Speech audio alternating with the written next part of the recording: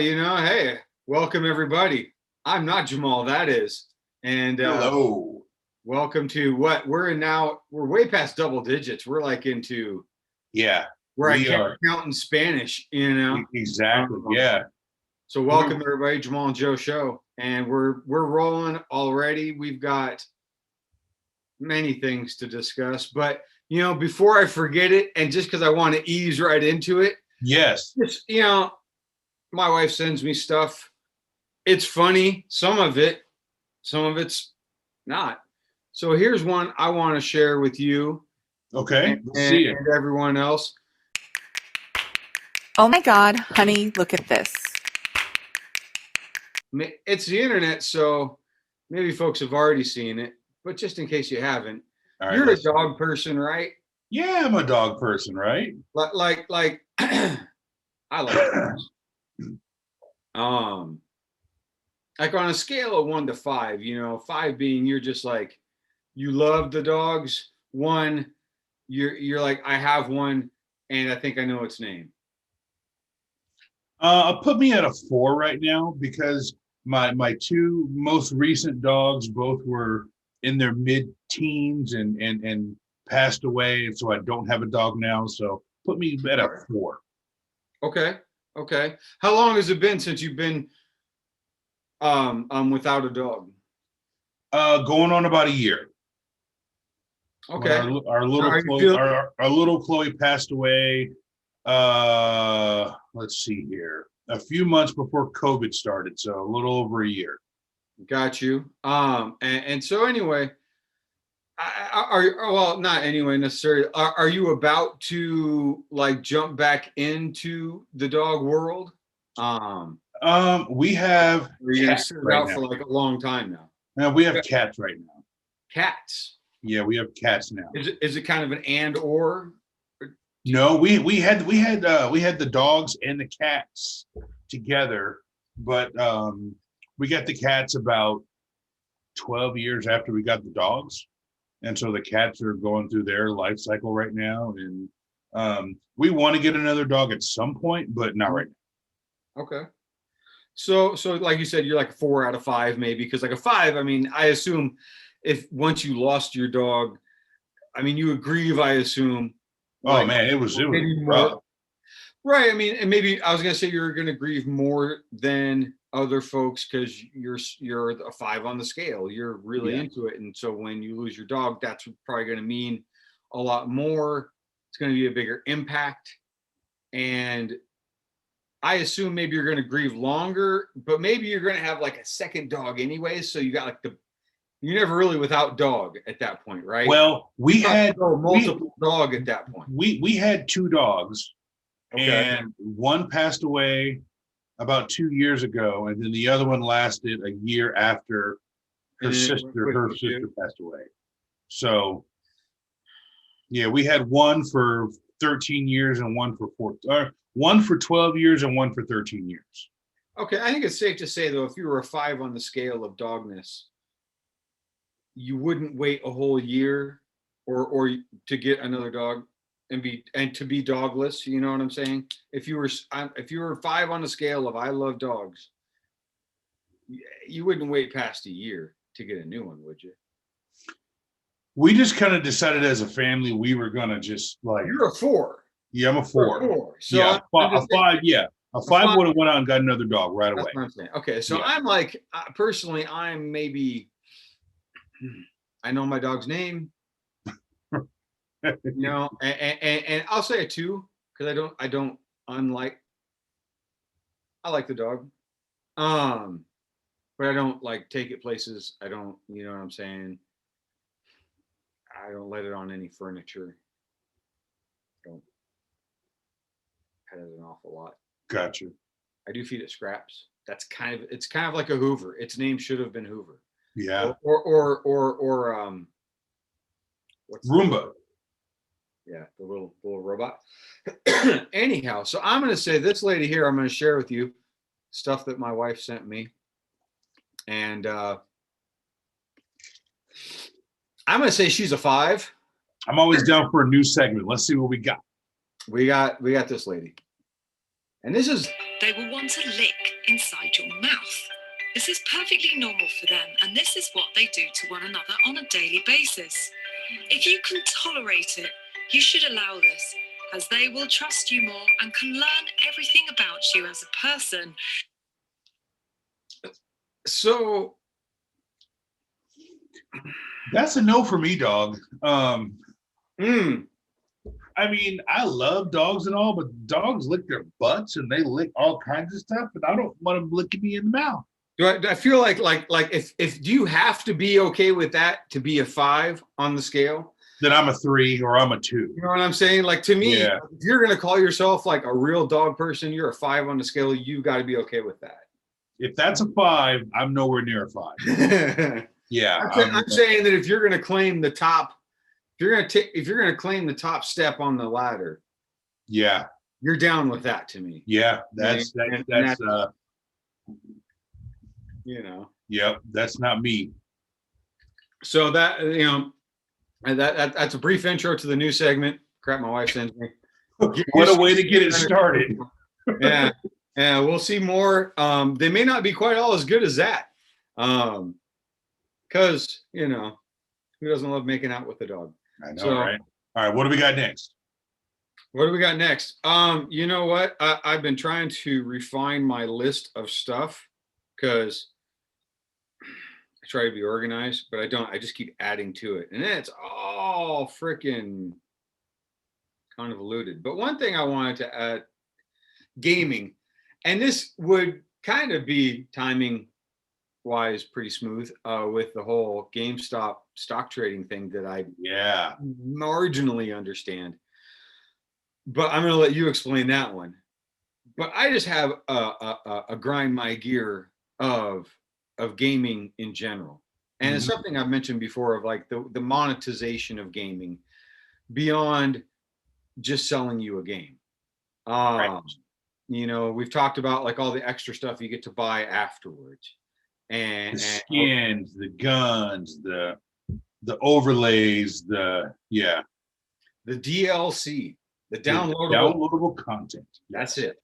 And there's a lot of games that could be argued that when they are released for their full price of $60, usually that's a common price for a premium $59.99. Yeah, you know, for an A+ level game, a big level, a major title, $60 is normal price, and it is common that game will come out half finished, you could say. Right. Well, you know, when the DLC comes out 6 months later, there's like a whole nother level or 2 levels or many levels, and what seems like half the game. And then they hit you for what, another $30 for the DLC? Usually, you know, between 15 to 30. Yeah.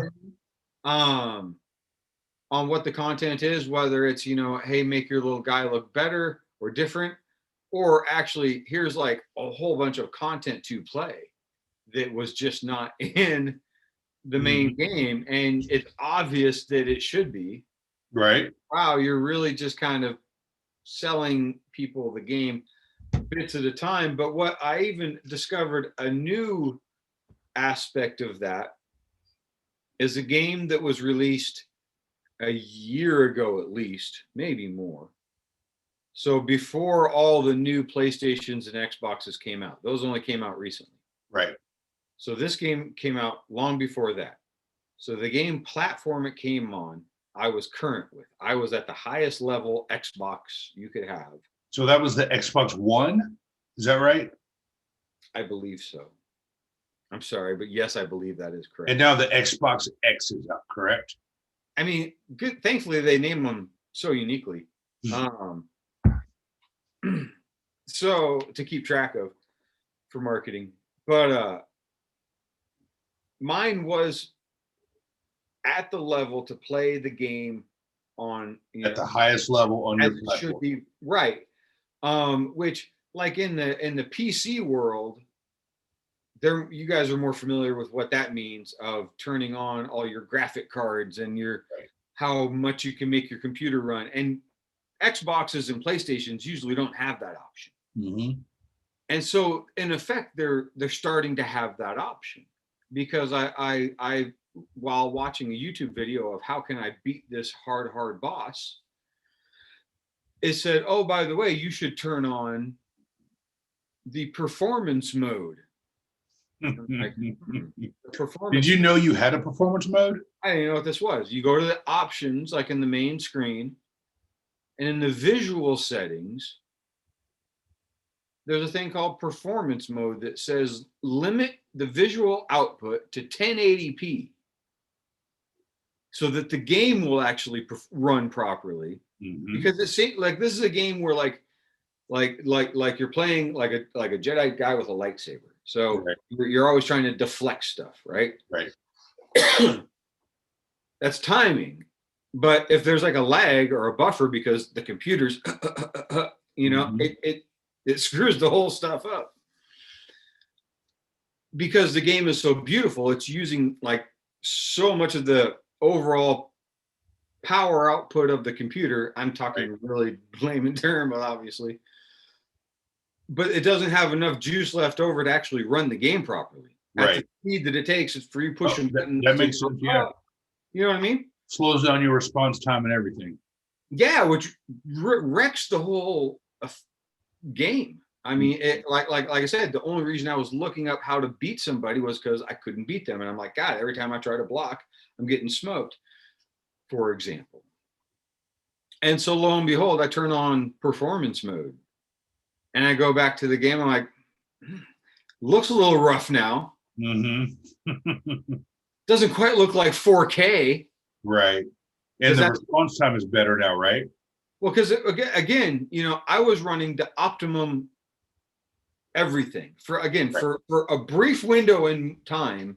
I had the highest level of everything. I had the highest level of Xbox and I had the highest level of TV for the perfect performance of 4K HD in your face, real as you could want, and you're not wanting for anything, except you are, because even with all of that, this game would not play properly unless you turned it down visually, which is what the game is sold on. It's sold on, look how beautiful this game looks. Let me draw a parallel. That would be like if you have cable, direct TV or whatever, and you order a movie and it gives you the option to order that movie in HD or SD.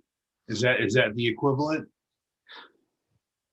I mean, I'm familiar with what you're talking about because it does give you that option when you rent a movie, right? And the SD is not the super hi-fi. It runs a little faster. I guess the only way that this is different is that, to me, I already thought I had all of the high settings. Gotcha.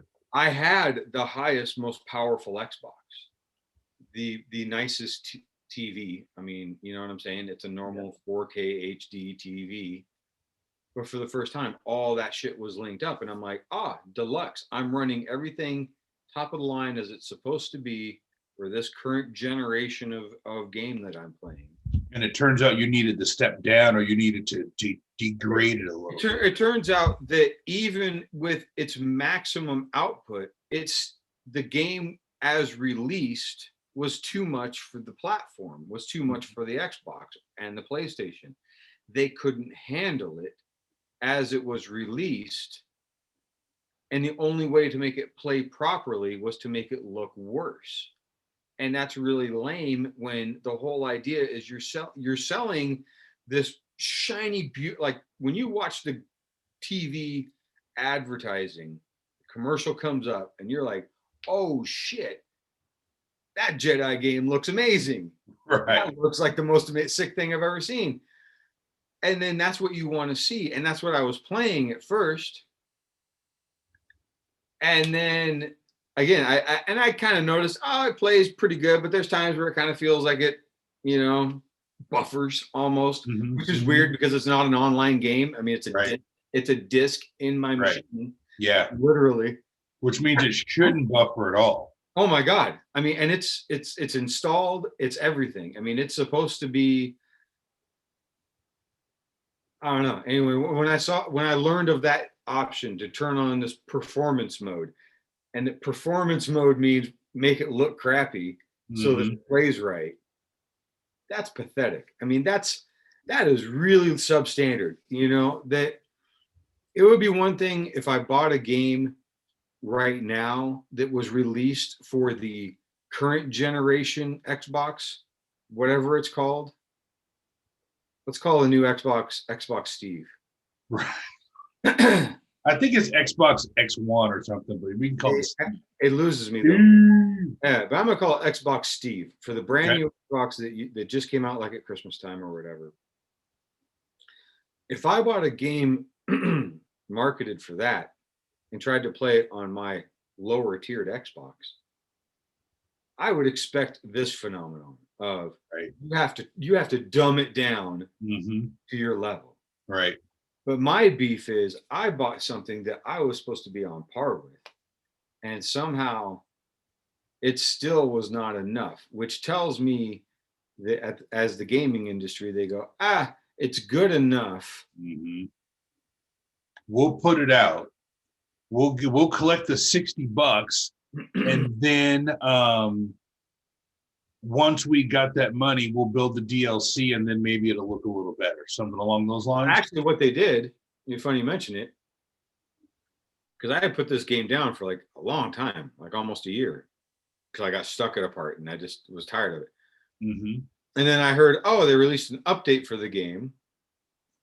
It was a graphics update. And I'm like, well, make it look better, but it's still a hard game. So now again, they put more time and effort into making it look better. So I played it. It looked phenomenal, but it still played like crap unless you turn on put it in performance mode and make it look like it's a freaking Minecraft. It looks like well, it's not quite that bad, you know what I'm saying? But I mean, it just, I know what you mean though. It does not look near as sharp. You know, it does not look as amazeballs as, 4K HD. I know what that shit looks like when it's, when it's dialed in, it looks when good. It's running the actual thing. I'm like, oh, and then you flip the switch, you're like, oh, yeah. But I'm still rocking a PS4, so if that tells you anything, an old school PS4. Well, that's what I'm saying. You're playing because the newest generation is PS5, right? So you're like me. You're one generation behind. Right. But for a moment, I was. But for the longest time, I was an Xbox guy. Remember, just like you, I was an Xbox guy. I used to have a PlayStation a long time ago. I had back-to-back Red Rings of Death, and I gave up on Xbox. And I understand that. And when I got my first Red Ring of Death, I sent it in. They sent me it back, and it worked fine. Okay. And not too long later, Red Ring of Death. And I said, can I send it in again? And they were like, you got one time to send it in. And I'm like, wow. Really? I'm like, but I didn't do anything. The Red Ring of Death, everybody knows you can't, and that was, man, that was when I went a long time without a gaming system. I was like, you know what? My kids were young, and my older kids were getting ready to transition out of the house. So my younger kids were young, and I went a significant portion of time without playing a video game. And it wasn't until I needed a Blu-ray player, to be 100% honest. I needed a Blu-ray player. I went out and got the PS4. And I got the one that was, what's that zombie game? Not Walking Dead, but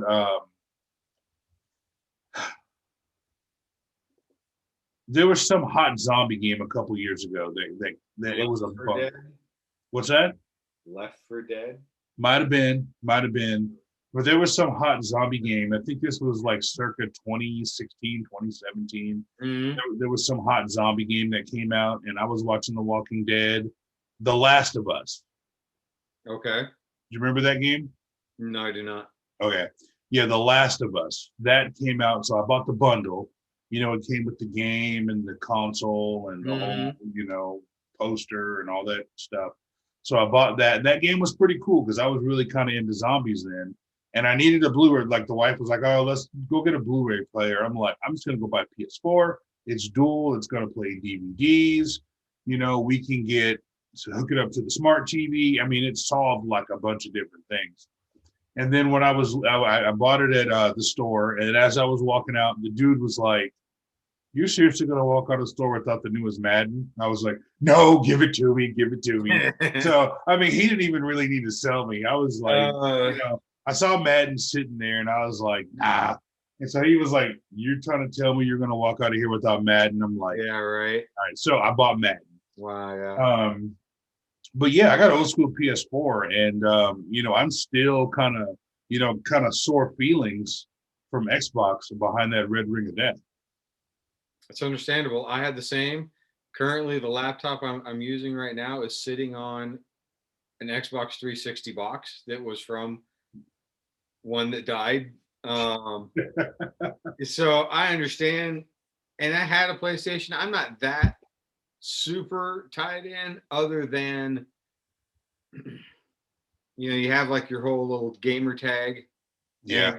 and all your points that go along with that, and history of that, and Right. for whatever that's worth, which is nothing at all, but whatever.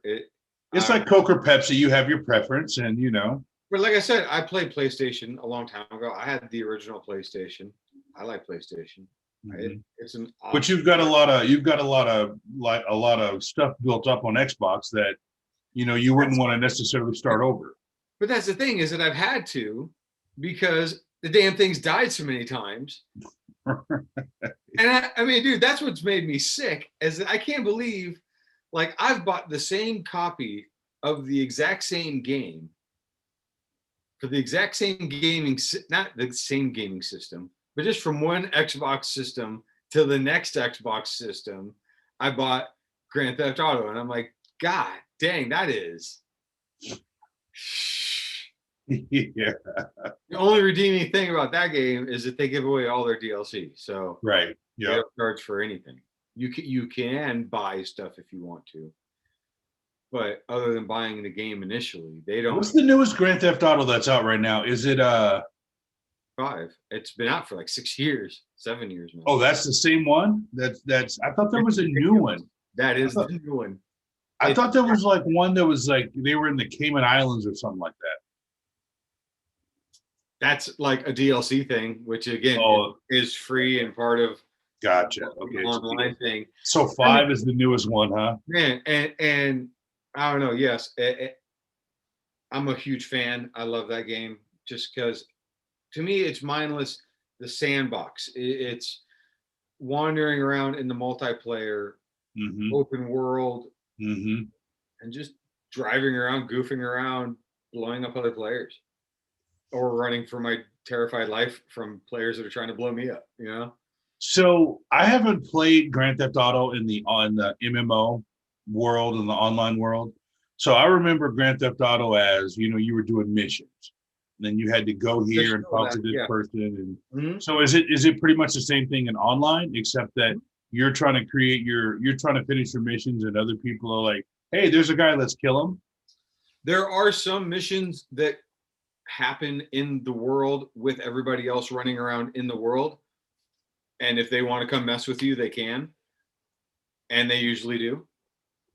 Not always, but usually. But if you start most other missions, it actually goes to a whole nother loading screen. You're taken out of the world, so to speak, and you're put into a lobby of waiting for the game to start and getting other players into that, whatever that mission is, because there's dozens and dozens of different missions to play of all different variety, racing games to silly shit to blowing stuff up to whatever. And so while you're into that whole thing, you're out of the world. Gotcha. I remember the good old pay and spray. Oh, that's still a big factor. Is that still in there? That is a prime place to hunt other players. Really? Okay. Because they're hiding from the cops in the pay and spray. That, or they're just going there to modify their own vehicles. Modifying your vehicle is a huge part of the game. That's what it's all about. There's a library of different vehicles to buy and modify. and customize and make your own and make unique, which is fun. And then blow people up. So you can go in there and like jack somebody else's vehicle. You personal, like when you actually make a car your own and you make it part of your little garage, and your garage stores like several vehicles, and you can have mini garages, or you can have penthouses. You can have like your own boats. Helicopters. Oh my goodness. I mean, there's everything. It's ridiculous. But when it's your own personal one of your personal vehicles, it can get blown up, but then it just kind of respawns. You have to pay, Gotcha. Yeah. maybe you have to pay for it or whatever. Right. But you can't lose it. No, not like that. But like I say, when people go to those, little places that they're going to be, as they say in the gaming world, camping is a legitimate strategy. Which means some people like to run around like crazy and do whatever they do, and other people like to sit and hide and wait for folks to come by and then zap them. Right. That is just a fun thing to do. There's so many creative ways to play and goof around in that game, and it's so much fun. And that's what I mean. Testament to that game. That game is literally like 7 years old. And it's still going. They've released little DLCs along the way, some new content, some new missions to play. And again, the missions are big, like some of the bigger ones, like you're playing cooperatively against the computer kind of a thing, like in the story kind of a mission. But like all of you have to play together, but it can be up to 4, 6, 8 players on it, cooperatively having to go do a thing. And some of those are pretty challenging. And that's where you get the big payday, so you can get the cool cars or whatever to drive around in the normal world. And right, people like to flex their crazy vehicles or their airplanes or their submarines or whatever. I remember Vice City was the coolest game. I know I'm dating myself by saying that, but Vice City and San Andreas were just so cool. And this is just, that's what I'm saying. This is just taking all of everything you loved about that. If you loved anything about any Grand Theft game in the past, I mean, the one going on now is just everything about that betterized, nice. And they've just perfected the whole thing so well. When it's Christmas season, like there's snow over all of LA, and that's fun times. It's just such a hoot. It's such an online world, and even just goofing around, terrorizing each other. Goddamn, 7 years on. I mean, I laugh my ass off playing in that game. I mean, it's just a hoot. So, I don't know. Like they don't even need to release a new game if they keep releasing DLCs, right? Well, that's pretty much it. They're kind of releasing a new game all the time because they're constantly updating it. They're constantly making it better.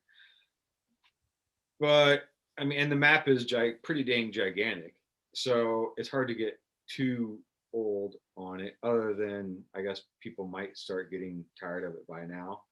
I don't know. It's still got a lot of players in it. Like every time I play, which is now occasionally, I mean there's like 30 to 40 people in a lobby, and it's like almost always jammed. Right. So, there's several lobbies I suppose in the world, so there's a lot of people playing that game still.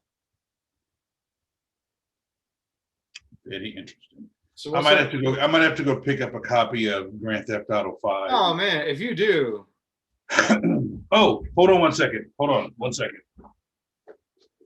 I'm holding.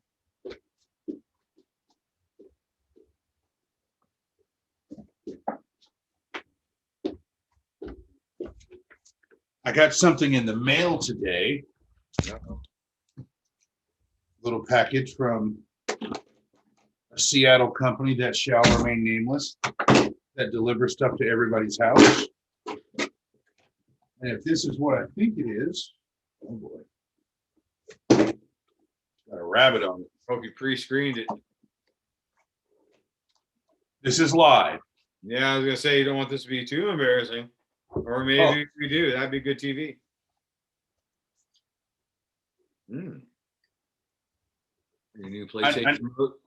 I needed a new one, so I ordered it, and it just came today. So I got to go charge it and sync it up. And Does that do anything fancy? Like, um, so this part here lights up when you're playing it. So it's not an official one. It's I guess you call it a knockoff, but the Amazon brand was a lot cheaper than the PlayStation brand, but it does all the same stuff. So this part here will like some of the aftermarket ones would have like a little switch you could flip, and it would make like the button presses really fast. Yeah, it's got something like that on it. Oh, does it? Nice. Yeah, it's got something like that on it. So okay. And then if you see the buttons are different than the branded buttons, of course. Because they're not licensed. So exactly. Yeah, so, I get you. Yeah. So since we've been kind of talking about video games, I'm like, I need to fire up some of these old games. So I and my other controller officially died. Like it's just dead. It won't connect at all. And I fired up the old Madden, and it was from 2015 was the last time I had played that season, and I was 12-0. So I'm gonna try to finish out the season. Like I said, I still can't bring myself to play football since 2K5. I know. And I know I'm missing out because I'm sure Madden's decent. Yeah, I know. Man, I tell you, can you still do the Bo Jackson up the sideline? Oh, God. I mean, to be 100% honest with you, I have a lot of stuff going on that, like, I legitimately, honestly, if I'm being honest with myself, don't really have time to get into a game and play it. I mean, because my number one game I play is Pokemon Go, and I'm not ashamed to say it. Like, that's my game. Like, I play that game like 4 or 5 hours a day.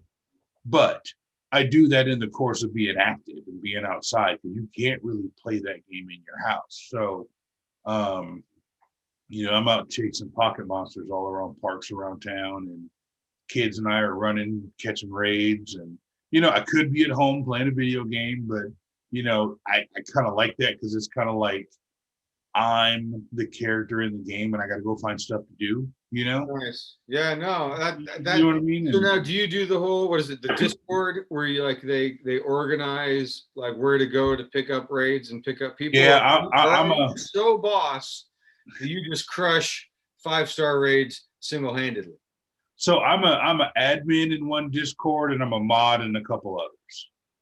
See, I barely even know what Discord means, and so obviously you're more familiar.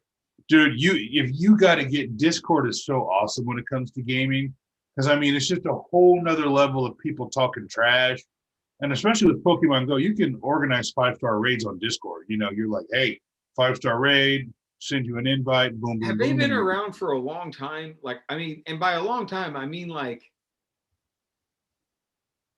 2008, 2009, something like that. Yeah. I remember like playing Diablo like on PC, and like to try to get matches. Like, I don't remember if it was a separate service, but I don't know. I've heard the thing, but I don't know enough about it. I mean, Discord, just to give you an example, like, I'm kind of a Discord junkie.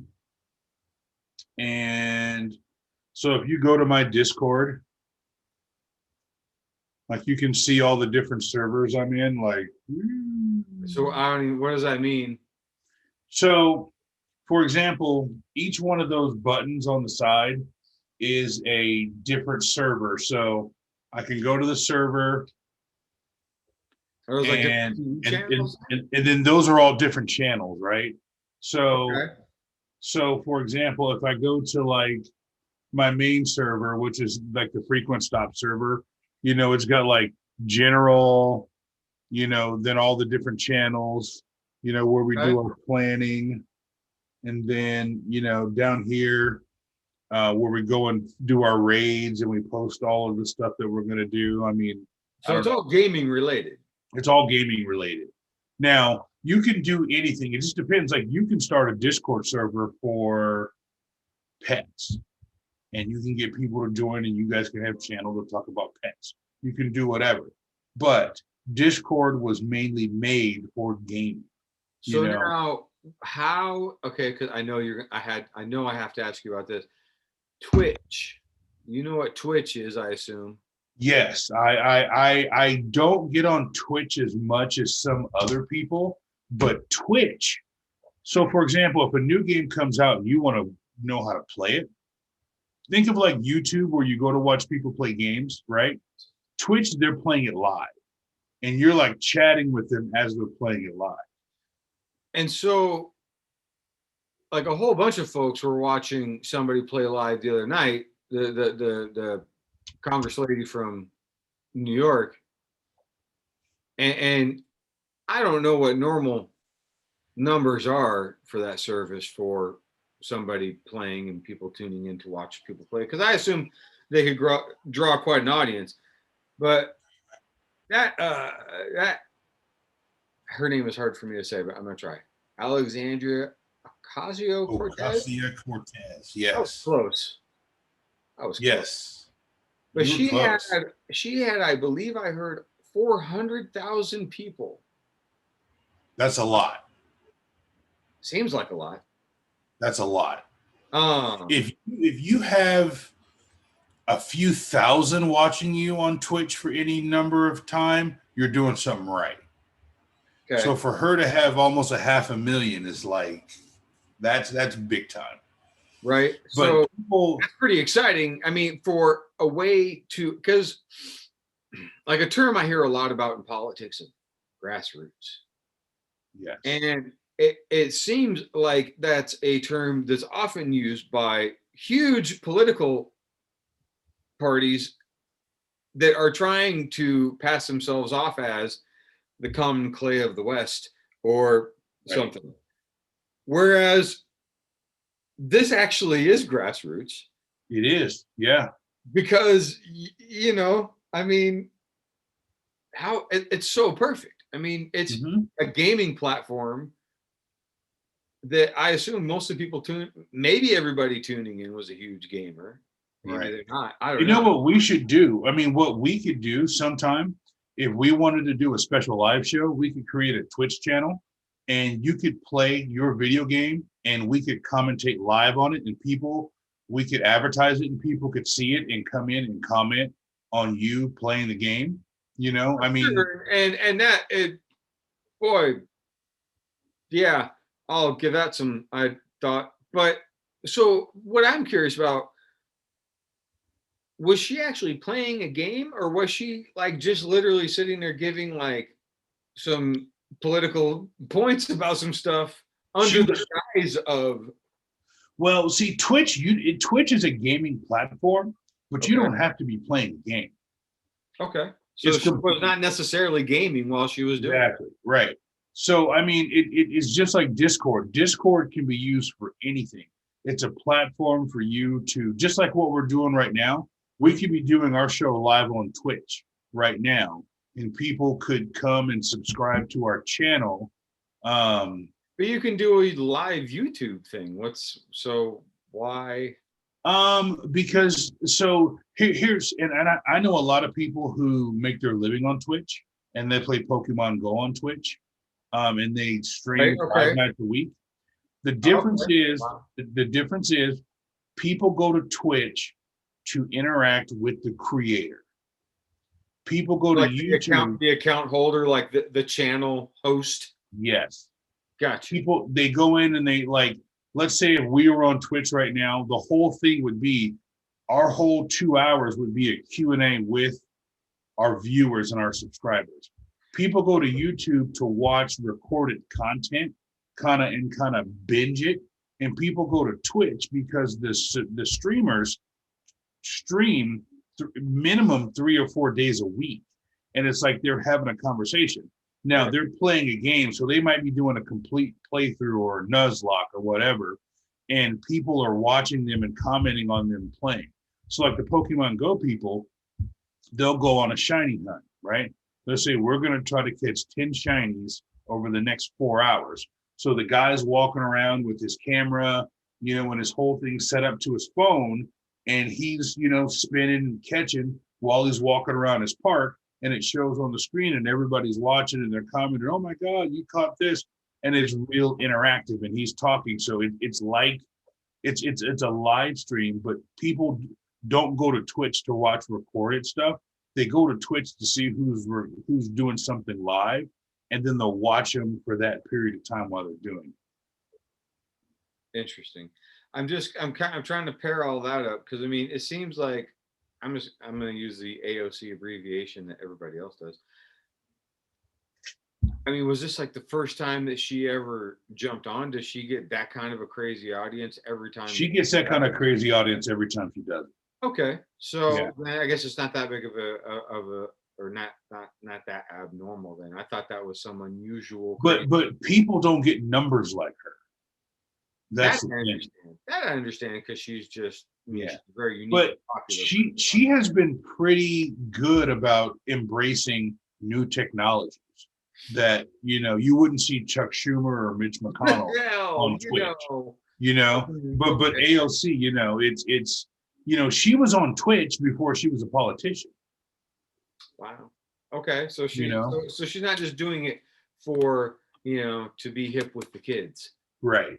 She's. Well, you got to think. What is she? 28, 29? She is. Right. I mean, this is what she does. This is. That's why it's genuine and it because if it was like the DNC brings you AOC's Twitch stream, that may not be quite the same. Yeah. Content. And she was playing Among Us, is what she was doing. Have you heard of that game Among Us? I have heard of it. Yes, I'm not familiar with it at all. Do you play it? I have it downloaded on my phone, and I've played it a couple of times. And I was even the imposter once. My kids played more than me, but AOC was playing Among Us, and that's how she got started. Then she got into talking about GameStop and a couple other things, and she was kind of giving an explanation of how everything happened with GameStop and the stock market and what Congress plans to do about it. So it was really cool. I didn't watch the whole thing, but I saw snippets of it. She was on for about an hour and 20 minutes. So speaking of the GameStop and what it means and its effect and whatever might Congress do, I assume hamper the small guys and let the big guys run free. Let me give you a little breakdown of what happened. So I did some research, as I'm apt to do, and I want to read this to you, and I'm going to give proper credit to New York Times, that I'm going to kind of summarize some of the things that they put together. But I'll try to break this down in a way that it's consumable for everybody. So you want to know what in the world is happening with GameStop and Wall Street right now. So you've probably been hearing about this the past couple of days.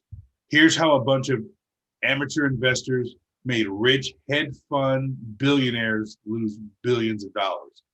And the astonishing twist, none of this would have happened if it not have been for social media, specifically Reddit. So it's kind of a David versus Goliath thing.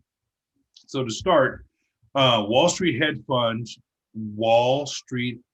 funds are on one side, and there's a lot of amateur investors that are on the other side. So the leaders of the amateur investors started mostly on social media form, called Reddit, and which allows people to kind of connect around the world ideas and interests that they share. So the Reddit thread is called Wall Street Bets, r/Wall Street Bets, if you know how Reddit works, so we can get into that later. So the long and the short of it, at the beginning of the pandemic, the Wall Street hedge funds noticed retail companies were really struggling. Lockdown had prevented a lot of people from going into stores. So GameStop, which is a video game retailer, was in big financial trouble. So you don't need to know the ins and outs of the financial theory to understand this, but the hedge funds made a big bet that companies like GameStop were going to lose and go out of business. So what they did is they did this thing called a short sale, and it's completely legal. So the more the GameStop stock went down, the more money the Wall Street hedge funds like Melvin Capital raked in. So unfortunately for the hedge funds, the Wall Street or the Redditors called their bluff. So beginning on Reddit with just a few daring investors that kind of spilled out into different social media platforms, the investors convinced other people like themselves to buy GameStop stock. Say that 10 times. So the GameStop stock price went through the moon, right? In less than a week, it went from around $30 per share all the way up to $340 per share. So a few risky Reddit traders who started investing in GameStop over the summer of 2020 became millionaires, right? And a lot of the average Joe traders made money too. However, the other side of the story is, so when the GameStop stock price jumped more than 1,000%, you can guess who was not happy. The Wall Street hedge fund that had bet GameStop stock would end up falling and paying out billions until they lost the bet.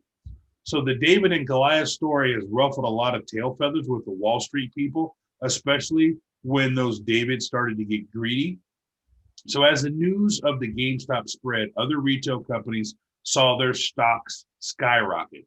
The hedge funds had shorted them also, companies like GameStop, meaning they were betting on them to lose. So let me stop here and say this. The Wall Street hedge funds were betting on American companies to lose and go out of business. Wrap your mind around that while I finish telling you this story. And I get that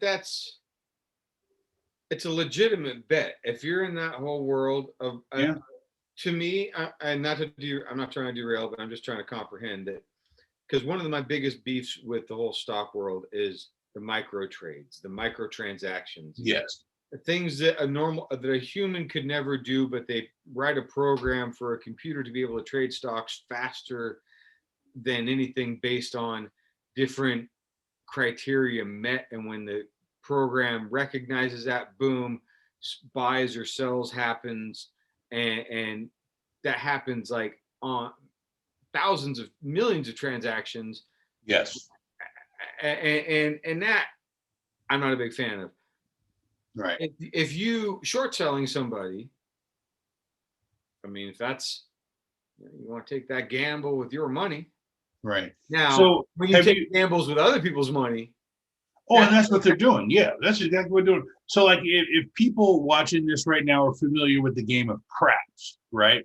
Mm. So you play craps and somebody rolls the dice and they roll a 4. Shake them up. Right? So yeah, I know, right? So that's your point. So you can do this thing in craps called you play the don't. So everybody is betting against you rolling a 7 in craps, right? So the longer you go without rolling a 7, money you win. When you roll a 7, hold on. See, I never understood craps. Okay, say that again for those that suck at craps. All right, so you and craps is, and for those of us that really, really suck at craps. Yeah, so I've played a lot of craps. Craps is 2 dice, and you roll them, and you are trying to get 7 as the roller. Yes. So hold on, let me get a visual for you here. Let me pause. Hold on. I mean, because we've seen, we can all imagine. I mean, you just take dice, boom. But I've never understood all the gambling going on around. Yeah, let me see if I can get a visual here, and I will. And what everybody's exactly gambling on. Yeah, like, I've won and lost a lot of money playing craps. As you know, I've spent a fair amount of time in Las Vegas or in the state of Nevada. You just gamble like on it, man. I swear, God, you and Conley, you guys would gamble on the sun coming up. Hey, you know, as long as I bet on the sun coming up, I usually win. Put down on it. All right, so hold on. I'm gonna share my screen. Oh, you're gonna do it too? Sweet. What's up? I'm gonna share my screen, and then we'll get back to the GameStop thing in just a second. Can you see that? I can when I put my glasses on. Oh yeah, baby. All right, but that's official. That's not what's like when dudes are just throwing dice. No. I have one of these at my house. Maybe that's not. I believe you do. I'm just saying that, like when you see craps, like dudes playing craps, like anywhere they play craps, like no, that's different. That's craps that'll get you shot. I don't play street. Yeah. All right. Can you see my cursor? Yes. Okay. All right. So you see here. Okay. So let's say we shake them up, shake them up, shake them up, shake them, right? We roll a number and it's a 6, right? So then they would put a marker on the 6. Now, you continue to roll the dice until you roll a 6 again. If you roll a 6, then you win. If you roll a 7, then everybody loses. So you can bet. So people are betting money here. People are betting money in the field. So let's say I roll a 6 and 6 is my point, right? And the point means that I get to keep rolling as long as I don't roll a 7 or a 6, right? So then people will bet money here. And this is kind of a long story on what this means. I won't go into that. Or people can bet money in the field. So let's say I roll a 9. So if you had put $10 in this field and I rolled a 9, 9 is in the field, so you would get $10 additional, right? If I rolled a 12 or a 2, you would get $20 on your $10. Then these right here are what's called the hard way, right? I love to play the hard way. So you put $10 here, and if they roll 2 4s, then you'd win $100, right? So then you have the people that play the don't, right? So you see the don't here and the don't here. Those people are betting with the house, right? So during the course of a craps roll, you could have $10,000 on the board, right? Because let's say I roll the dice 4 times without crapping out. People are betting every time. And the only way they lose is if I roll a 7. Some people play here and here on the don't. So that means when the house wins, they win. They're kind of the assholes, right? Because they're betting with the house. Does that make sense? As much as this makes sense at all to me, because I mean, right. I know that like if I had enough time, I would get up to speed and I'd be like, okay, this I get it, 100%. Right. What I want to ask you, why is the other craps that kind of gets you shot? Why is that so bad? So I've been near it. I've seen folks play it, and I've been asked if I want to, and I say no, I don't gamble. Thanks, I'll watch you do it. Because here's the deal: that's a bunch of people betting money on the street that they can't afford to lose. Yeah, well, you can say the same thing about the folks in the casino. I'm just saying. Okay. If I walk into a casino, I probably can't start fighting people without people like security coming out of the ceiling with guns, and you know what I mean? Yes. If I'm on the corner of 3rd and Main in an alley shooting craps, that's probably don't have. I understand that. I get that. But now, like if you're at, let's just qualify. If you're doing anything in an alley on 3rd and Main, right, you're in risky business territory. Absolutely. Playing dice or otherwise. But say if you're at a party of trusted friends and they're throwing dice. Right. Right. It's a similar situation. But it's not. But it's not table craps. It's street craps. So it's people that are making up their own rules. So you have to understand the rules. Oh, gotcha. There could be a lot of rules, right? It's like playing Tunk. If you've ever played Tunk, it's a Southern game, and there's lots of rules, and people like to make up rules that you don't understand to free you from your money. Yes, craps can be the same way, right? People like to make up a different kind of odds in street craps, and which is why I don't do it. I just, I like to gamble, but I'm not addicted to gambling where I have to gamble. See, I just heard a long time ago from my old man that said, if anybody ever bets you something, it's probably because they can do it. So yeah. So that was my betting lesson a long time ago.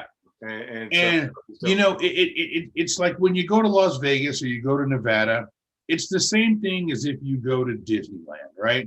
You're going to go to Disneyland. If it's entertainment. Well, here's the deal. When you go to Disneyland, you expect to pay $25 for a cheeseburger. Which, by the way, they're much more reasonable. Much more reasonable. They get such a bad rap at Disney. I can't believe I'm sticking up for fucking Disney. They get such a bad rap at Disney for, oh my God, what you just said. Right. Oh my God, they're so expensive. I'm just here to say, because God, I don't go anywhere. Even before the Rona, I didn't get out much. And I liked it that way. But we went to Disney one year and it was great. And I am shocked that I can say that, but I can because I had a good time with my in-laws and everything. And I stayed in the same house with some of them and I still had a good time. Nice. Right? Right. And Disney too. It was awesome. I even flew on a plane, still had a good time. Wow. With the family, still had a good time. Amazing. I was okay. All right. Okay. I'm just Fair telling point. you. And so and through all of this, you know, I was like, okay, and I knew, I mean, you know, you're going to Disney. You know Right. that you're in for something. Right. But like, you know, we had our burgers, whatever. Like, you know, I remember, I don't remember exactly where it was at, but this was before they did all the this was kind of like during all the Super Star Wars construction. This is 4 or 5 years ago now. But it was like an outdoor dining section, and like the wife stood in line for food, and I took the kiddos, got a table, hung out. Boom, the food comes over, and I'm like, that looks good. It's burgers and fries, right? And I was mess up burgers and fries. right, but and I was like prepared for like, you know, just Mm-hmm. and I was like, I don't care because I'm in such a great mood that I don't give a shit. Tell me, I just want to know. As I'm eating, it's not even going to spoil my food, and I'm not even going to spoil anybody else's dinner. And it was like, I don't know. It was like maybe $50 or something, which again, wow, okay. That's 4 people eating. Right. Well, 3 and a little one. It was reasonable. All I'm saying is that like I've been to the mountain skiing. Mm-hmm. You want to talk about, feel free to just give them some money. I mean, oh, yeah.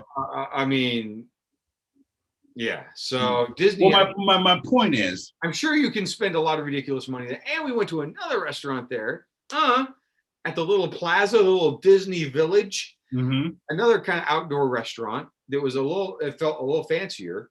It was like an outdoor bar. I had a cocktail. I might have had 2. Mm-hmm. We had burgers. I mean, the whole thing. And again, it was reasonable. And I was blown away. I mean, it's not cheap. I'm not saying it was, but it was reasonable. And I mean, if you go to like a ball game, you go to ball games. Yeah, I go to ball games. Well, I went to ball games. Do you eat a fat burger and a cocktail at a ball game?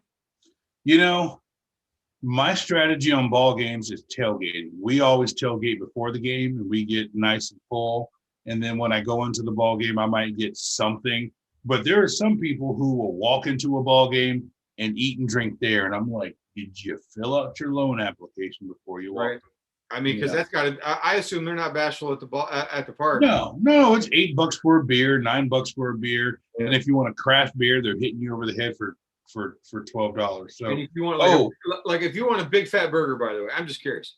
Like, yeah, like if you wanted a big fat burger, fried. Well, here in Carolina, if you go to the ball game and you go get something to eat, there's barbecue stands. You're usually getting barbecue.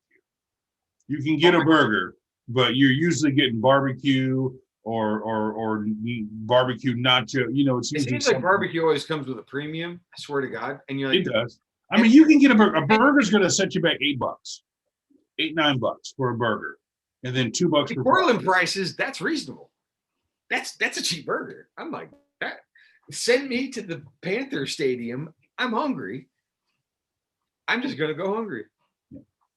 Oh, can I say something? I want to get back to this game something, but can I say something unpopular since I've been saying unpopular things about cuisine? Do you remember my beer rule? That you don't like good beer? What was that? It? I don't drink beer if I have to hold up the glass. Okay. I have to be able to see my hand through the beer. Is that your rule? You don't like dark beers? If I can't see my hand through the beer, I don't drink it. But see, there's some of those IPAs and stuff that are see-through that are like. So do you know what if I had a choice to pick any beer in the world, you know the beer I would drink? If you say Pabst, I'm so disappointed in you. Pabst Blue Ribbon. Good Christ. Am I so Portland or what? But you're like the disappointing part of Portland. What am I, 15th in Belmont? Man, I mean, because here's I don't even drink beers anymore. I'm not the biggest beer drinker, but if I do drink a beer, I would. Drink a Bud Light. I don't like Bud Light. I prefer Pabst. Drink a Miller Lite. Drink a fucking High Life. Drink anything but a fucked up shit Pabst. I mean, come on, man. There is nothing. No, you cannot say you like Pabst because of the taste. If you're like, I just really like the can and I have a hat to match, then fine. Fine. Okay, I do have a hat to match. I think it's a little lame, but at least you're being honest, and that's okay because at least you're being honest and you're being. Because like I like a lot of silly car shit, for example. Like there are car trends and things that I'm a fan of that I wish if I had a ton of bucks, the cars I would drive. People will go, "Oh my, what are you doing?" I mean, yes, I like sports cars and stuff. But dude, there's nothing better than an ice cold PBR. There's not.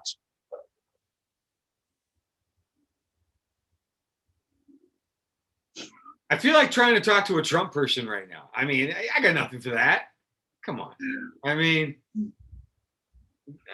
other than the rest of everything else in the universe. I mean, my backup, if I'm gonna drink beer, my backup is Coors Light.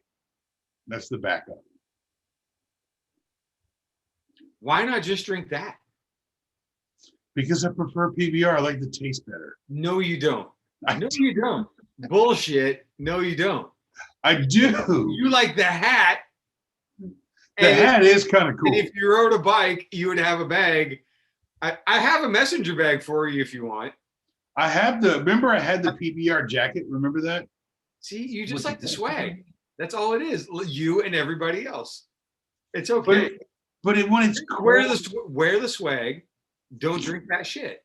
It's fun. But like the dark beers, the Hefeweizens, and the like that fruity citrusy stuff, like I can't do it. Nah, I mean, again, back when I used to drink beers, those were the ones I preferred the most. Like the Mirror Pond, like because I know like the whole thing with beers now is the IPAs, like they're super sour, tangy.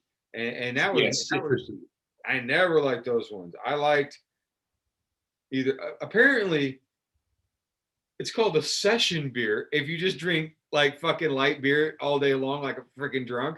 Yeah. That's called a session beer. And your real class is a freaking hipster. It's a session beer. Jesus, dude. I mean, that's what like all of our fathers sat around being drunk ass fathers. Yeah. I went to a kind of, I don't want to say it was upscale, kind of hipster bar in Charlotte. And I said, do you guys have PBR? And like 4 people looked at me, kind of like gave me that look. And I'm like of disapproval or like high five? No, of disapproval. How? Because if their hipster bar is not well, like you have to. So the hipster, or is that like, is it like the Portland? It's over. You know, like Portlandia, like you just. I mean. Well, and we were at a brewery, but they had like. If you're at a brewery and you're asking for PBR, come on, dude. But they had. They had like some like name brand beers, so I thought maybe they might have PBR. I'm like, you know, if not, I'm drinking. What was their name brand beer? Was it Bud and Miller, or was it like some crazy ass craft beer that was like, I've heard of that before? Yeah, that's not a name brand. Just because it has a name is not a name brand. You know, otherwise I'm drinking like Third Avenue Ale or whatever because well, yeah, I don't know. I mean, one man's delicious, another man. You know, so well, that's why you try something else. But dude, I mean, honestly, and I like again, I wish I could still drink beers. I can't. And I'm okay because I love booze. But even then, I don't drink shit. So I mean, you know, respect yourself a little bit. But PBR is so good. It's okay. Anyways, they didn't win a blue ribbon for nothing. I'll say that. I, do you think that I don't think that I could have went into the room and told everybody, no, don't put on the Nikes. Don't put on the purple blanket. No, don't lay down on the cot. Ah, shit. No, dog.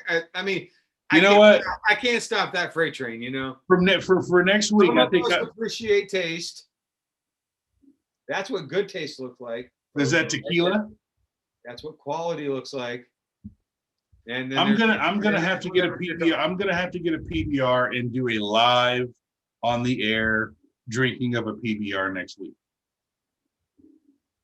I will follow that with a cat spraying somewhere that he wanted to mark.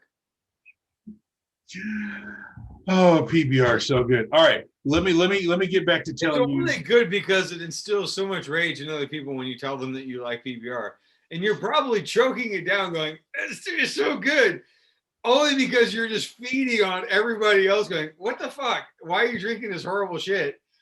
That's what tastes so good to you. It's not what you're putting in your mouth. It's what you're soaking in the hate all around you. I understand you. You feed on hate. It's okay. Is that why I don't like hot sauce? Nah, it's just, I mean, like I said, you feed on hate. You're like, what's like the, I guess, I mean. Are you calling me the hedge fund in this situation? Am I the hedge No, fund? I was going to say troll, but that's not right, because while you are antagonistic at times. Who, me? I'm just saying, Never. you predate troll. You predate troll. I mean, we're so old now. I mean, troll is like a new slang. Yeah.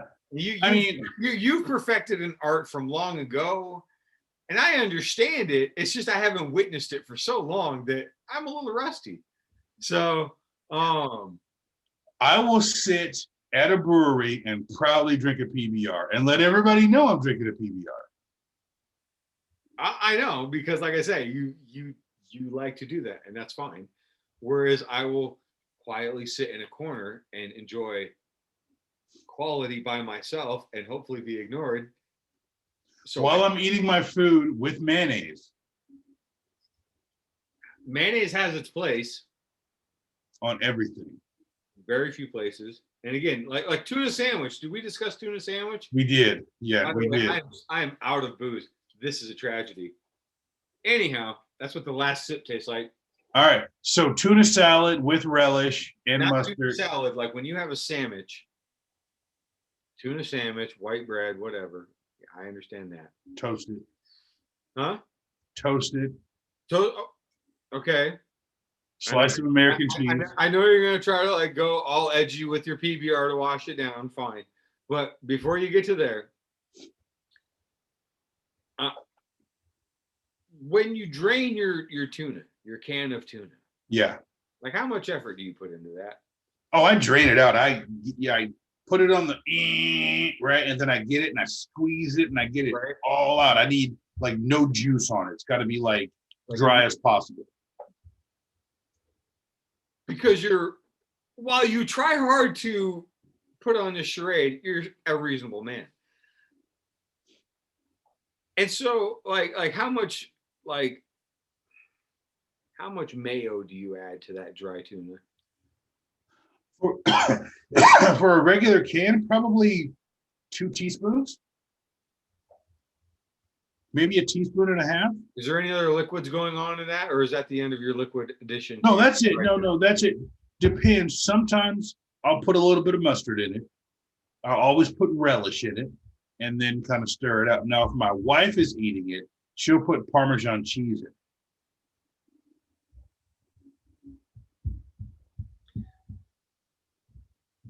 Do you reduce any mayo when you add these other things because you worry about it becoming?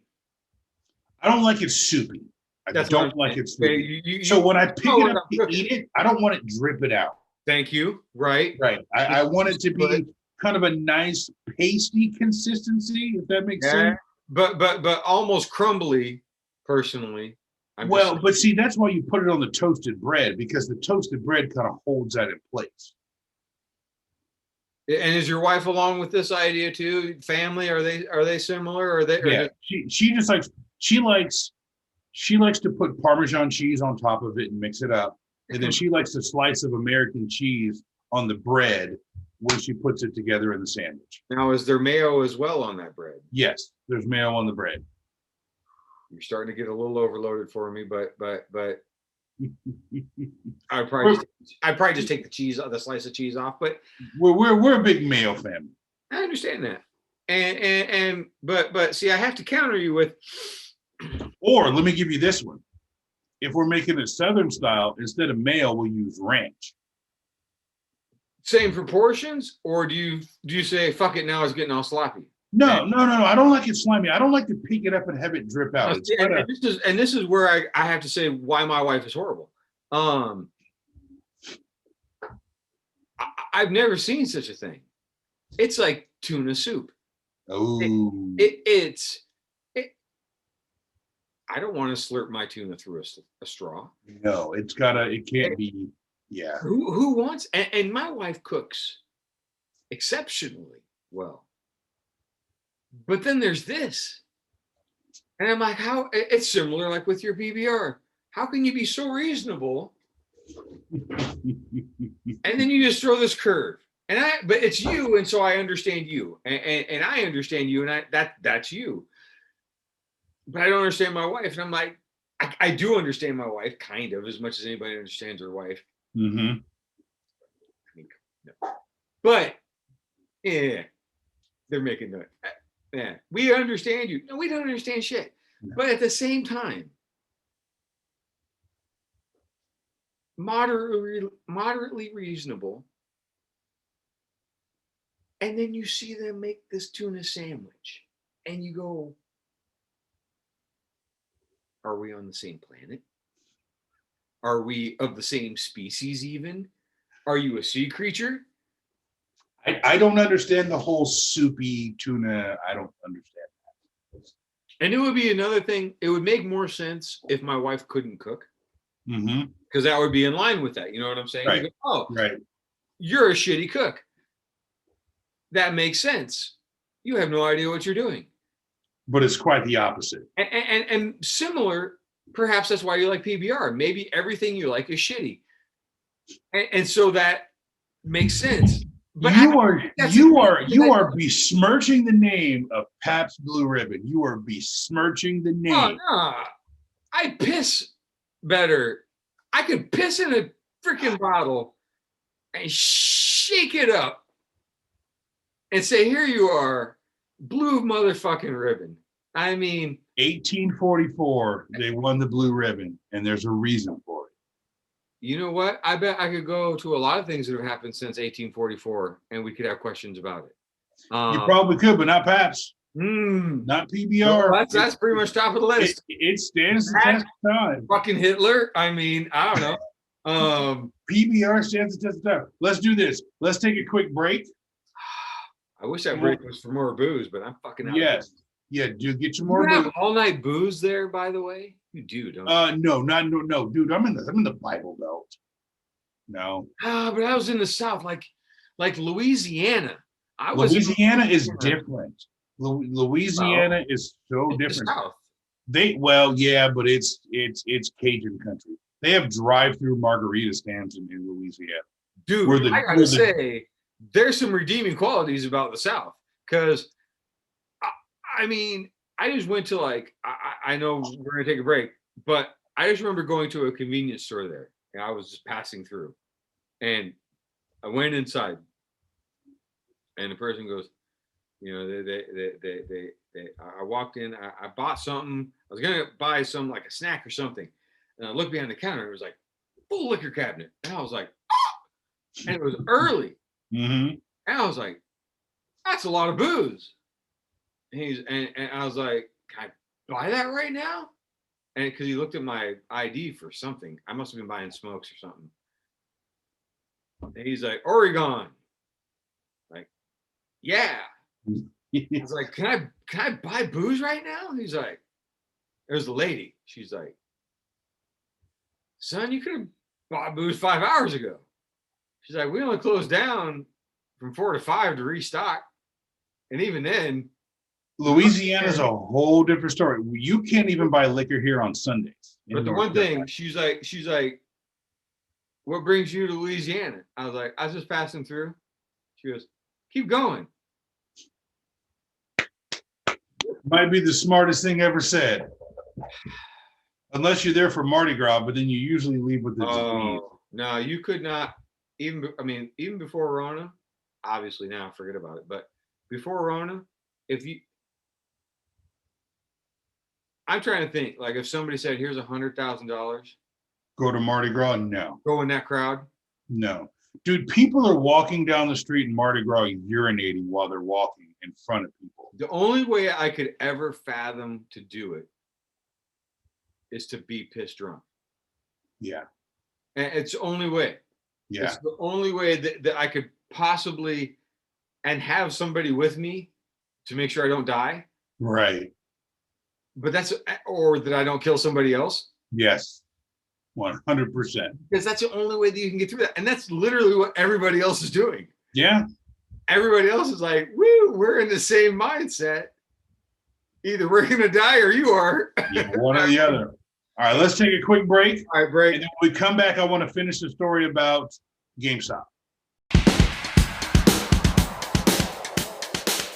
And we are back. You guys didn't even know we were gone. That's how good we are.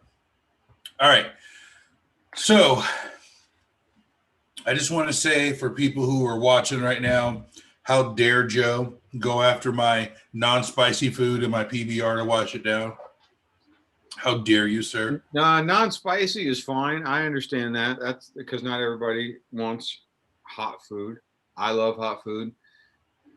I love hot food. I don't know. It adds like a whole nother dimension to eating.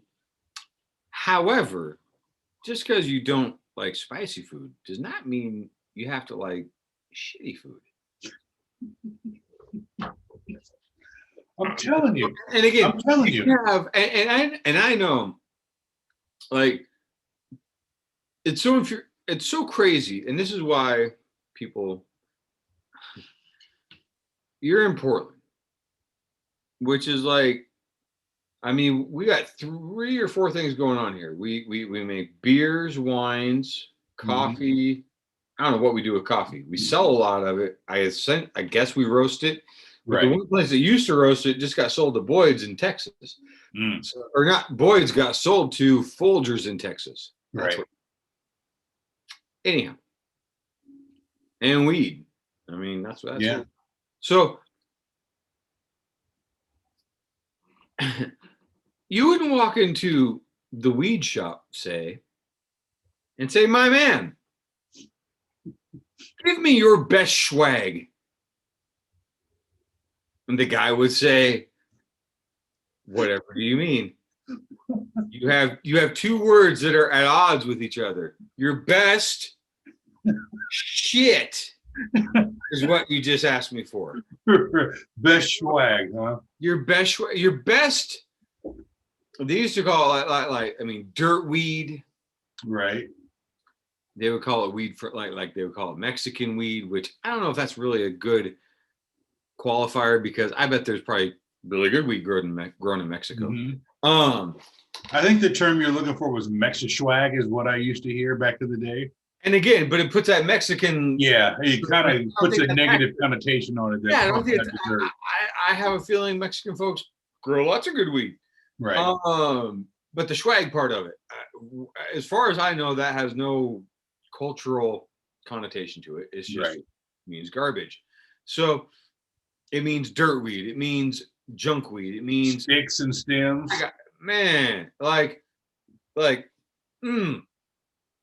Remember when back in the record store days? Yes. We were going to go camping once. Timothy Lake. No, not Timothy Lake. Indian Henry.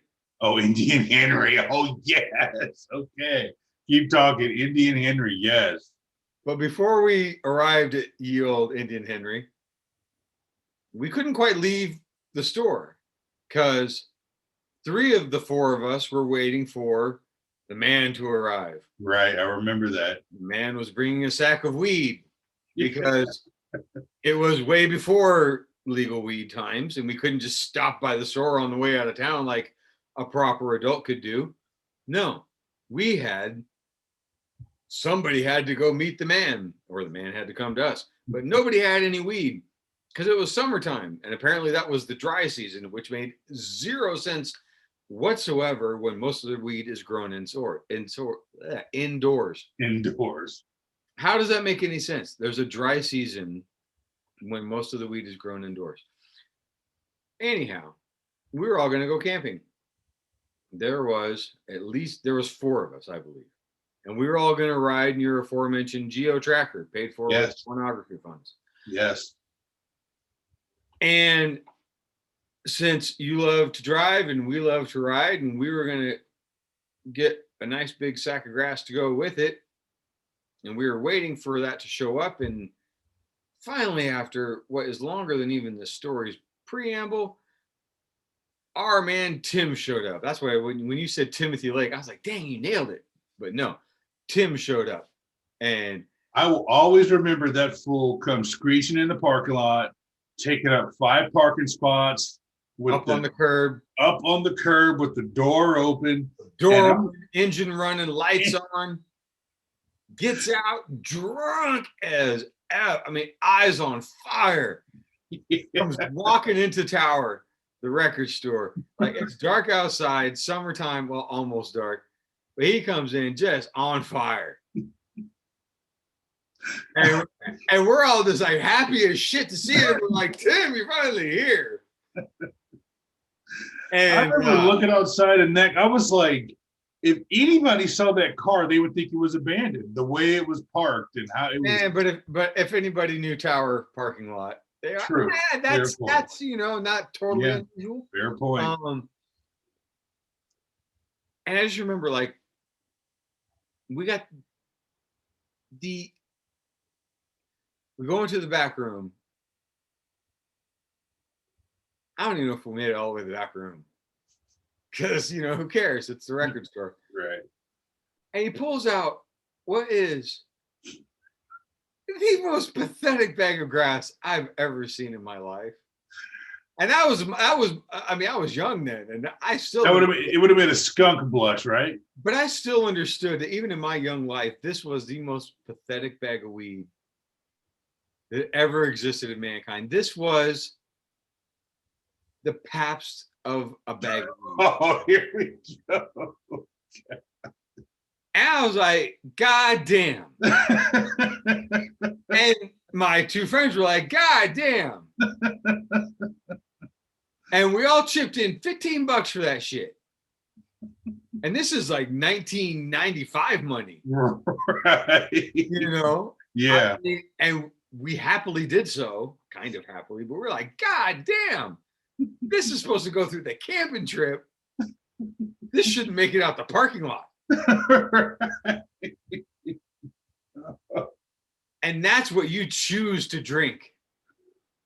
Oh, wow. All right. On that note, let me get back to this story about GameStop. Yes.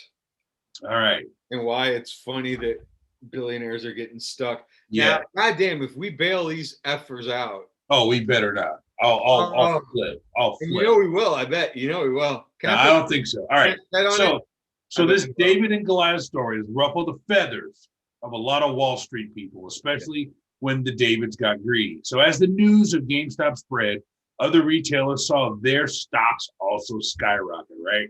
So the hedge fund had shorted other companies like GameStop, and the amateur investors were keen on repeating that squeeze again, right? Because screw the people who are betting on the shorts. I mean, it's legal. Right. This is all the New York Times that you're reading from here. Yeah, it's part of it's New York Times, part of it's my editorial. I looked at like 4 or 5 different sources to put this together. No, and I'm just trying to understand, and I mean, see if this layman breakdown of Lehman Brothers is even close. That, like, the hedge fund people, like you say, they're betting on a company to do poorly, to go under, to go out of business. Basically, they're betting on their stock to go down. They make money when the stock goes down. When the stock goes up, they lose money. Okay. And so somehow, well, maybe some way because it's GameStop, and so all the folks in the Redditing community have a soft spot in their heart for GameStop, and decided, oh, maybe we'll just buy some stocks because what I assume at that point the stocks were really cheap to buy. Yes, they were very cheap to buy. Okay. And because they were so cheap to buy, like it was assumed they were going to just keep going down. Correct. So, but help me understand this part. So, because they're going to keep going down, how does the short seller make money on them keep going down? Because you don't actually own the stock when you short it. Yeah. So let me finish reading this and see if it makes sense to you. All right. So let me finish. Hold on. Let me find my stuff. That makes my head hurt. I can't even wear my glasses. All right. So most of the investors are buying up stocks through places like the Robinhood app, Blockbuster. All right. So Blockbuster went up 3,000% in a week. Blockbuster, the video store? Yes, Blockbuster, the video Are store. they fucking closed? I mean, they still have a presence. So they were up 3,900% in a week. Express was up 716% in a week, and AMC was up 581% in a week. what is that last one? AMC, the movie theaters. Okay. Yeah. And then so all the on to fail during the pandemic, all the retail spaces, yes, all the places that like we talked about would probably go under because how could they possibly stay afloat? Correct. And then the Cost Corporation is up 1,500% in a week, and they're like Tootsie Roll, Bed Bath and Beyond, and they're all kind of called what they call a meme stock now. So this made some of the companies worried. You know, a sharp change in the stock prices can lead both financial Davids and Goliaths getting burned. So as of Thursday morning, Robinhood and other companies had restricted people from buying these skyrocketing stocks, only allowing them to sell. So as a result, the stock prices dropped, but the damage to the hedge funds was already done. So in the past, the stock market has not faced a force like social media, and many financial experts are still working on how to sort it out with these collectors and how they're going to impact the stock market in the future. So there's a meme that I want to share with you that I think kind of sums up what you were talking about. And let me share my screen real quick. Right. Dank meantime. So this is a good meme. This is one that is going to make you think. And through the power of computers, tell me when you can see this meme right here. Got you. So GameStop, millennials, GameStop. How powerful is that right there? I get you. So it's a Ninja Turtle and the Master as a grown up, and then he's come back to get him. And right on.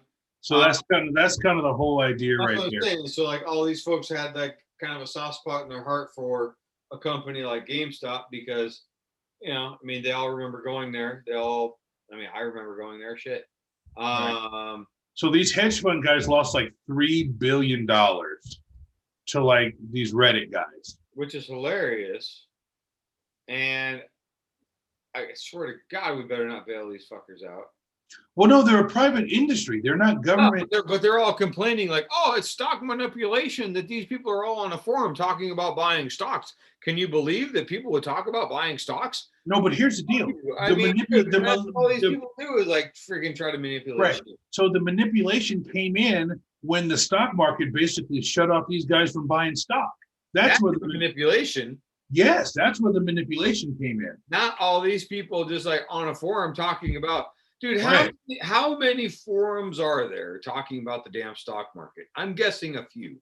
Yes. That there's a few forums out there that are dedicated to talking about the stock market. And in those forums, people probably talk the hell out of certain stocks or talk them down or whatever the shit they do to try to influence the value of the market. And that's all just swelling good, and that's the best thing ever, and that's the free market just kicking ass. But oh my God, the free market suddenly is a nerd web forum. Right. They suddenly got a big itch to kick your ass. You want to know what's funny? Shit. The Redditors bought a billboard in New York City taunting the stockbrokers. Did you see that? Did it tell them to jump, fuckers? It didn't tell them to jump, but it basically is poking them right in the eye. They bought a big billboard in New York City. But these guys are not relenting. They've got their own hashtag hold the line. Why would they? I mean, and they're not going to sell. And these hedge funds can't get out of it now because the stock price is too high. They literally can't get out of it, and they're just going. I bet they would easily. Here's me just, I don't know, guessing. If this was a different administration, if this was if this was the previous administration getting reelected, somehow, some way, there would be a bailout coming. Right. I would feel better about that. I mean, I would feel more assured that would happen than a bailout in this administration. I feel like right now, there's no bailout for these guys. So then Stephen Cohen, I don't know if you know who he is. He's the owner of the New York Mets. And he's one of the people that has been negatively affected by. And he posted a tweet on Thursday night that said, "Rough night on Twitter. Hey, stock jockeys, continue to bring it." So taunting these guys. So he has now deleted his Twitter. He issued an apology. And, here's a billionaire. He's worth $14.5 billion. Wow. And he's claiming poverty because he lost 750 million. And he's talking about how these guys owe him money. But oh my God. What you have to remember is the $14 billion that he's worth, he's made that money betting against companies that they fail. I get it. And that's why it's not like he made his money buying a company and increasing their stock price and creating jobs. He made his money on them crashing and burning. Companies like Kmart and JCPenney's and GameStop was on its way down until these guys came in and rescued it. But when companies crash and burn and go out of business, this guy makes billions. And now these guys are running with their tail between their legs because these Redditors basically have them by the short hairs right now. I think it's hilarious. I think and I have such a cursory understanding of it, but I think I get the gist of it. And I mean, because they could essentially target any stock that they see that's been shorted. Yes. They could target that. And they have been. That's exactly what they're doing. Hey, everybody, chip in. And the best meme I saw, and I sent this to you, I know, but it's such a good one that I just want to share it with everybody else if I can. It said, "Oh, you silly poors, $600 is a lot of money if you invest it wisely." And oh no, wait, not like that. Holy shit, no, stop. What are you doing? Right. Exactly. And I just think that's pretty spot on. I mean, yep, they were investing that $600. They were calling them stimmies. The people that were investing, they were calling because they were using their $600 stimulus check and they were turning it into 30, 40, 50, 70 grand. Wow. And so now these folks are all on these forums waiting to be told which stock next are we all going to pump up. I'm on the forum right now. I'm literally looking at the forum right now. And these guys are. Is that what they're doing? Saying this is the next one we're going to pump up? Well, so they're being a little more coy about it because they know they're being monitored now. So they're kind of talking in code and they're kind of telling people to go to other places. But here's the cool thing. So a lot of these guys on the forum are posting their receipts where they've donated $1,500, $2,500 to children's hospitals all across the country of the money that they made. So they're donating the money. That's pretty neat. Which I think is really cool that they're doing that. They probably donated a lot more money than that billionaire dude ever did. Yeah, exactly. So, but I mean, there's one guy on here that is talking about how he turned $800 into 60,000. Good for him. Yeah, Good job. yeah, Good job, that guy. yep. Turned it into 60,000, and then they bought a plane, and the plane has a little message flying behind it, Okay. and Yeah. it says, "Suck my nuts, Robin Hood and Wall Street." I love it. I love it so much. I mean, hats off to these folks. Yep. Let me show you this. This is and being ballsy enough to, I mean, even if people spending their $600, I mean, see, check this out right here. I find myself in a position to pay for a service that I hoped I never needed to use. $5,000 donation to the Children's Hospital. Right. That's awesome. And Good then job. here is the right here, suck my nuts. And they were flying this around New York. Yeah. So, just good stuff. It's the little guy finally getting over. And there was some people on here talking about that, they were saying the name of the Reddit is our Wall Street Bets is now the largest hedge fund in the world, except it's completely decentralized and entirely democratic. Awesome. And I'm like, there it is. But yeah, these hedge fund guys. And I bet they're lobbying so hard to, we got to shut down this Reddit thread. Like, oh my God. And these are the people that bitch about cancel culture. Right, exactly. And being snowflakes. I'm like, God damn, you people are the biggest hypocritical tender titties. Painful. Yep. Well, so what else do you got? Thank you for breaking that down. I have a buy or sell, and it's very simple. It's a one buy or sell. And I can give you a little bit of background on it.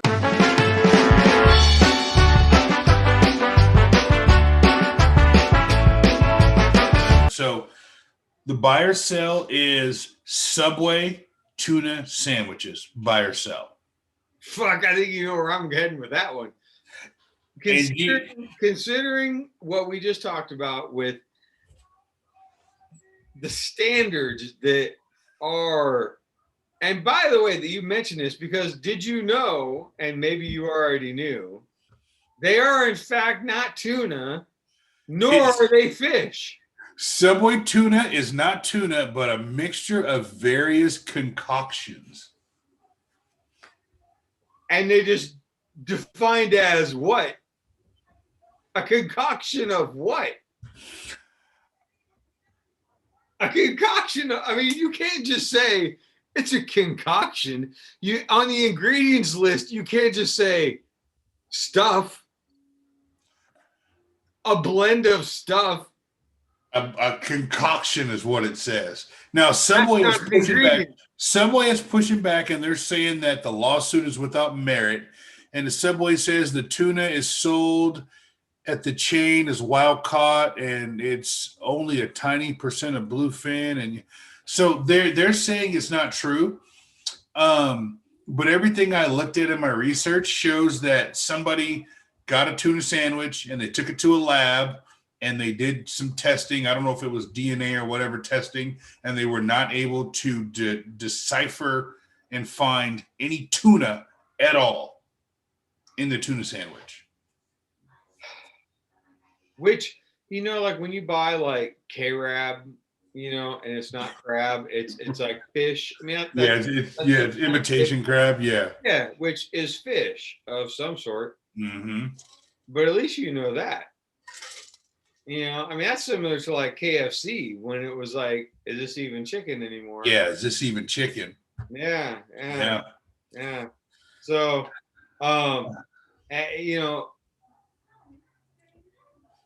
Subway can't even get to the, is this tuna, let alone, is this drained properly, dried, right, delicious tuna? Well, you remember they got sued a few years ago because their foot-long bread was only 11.5 inches.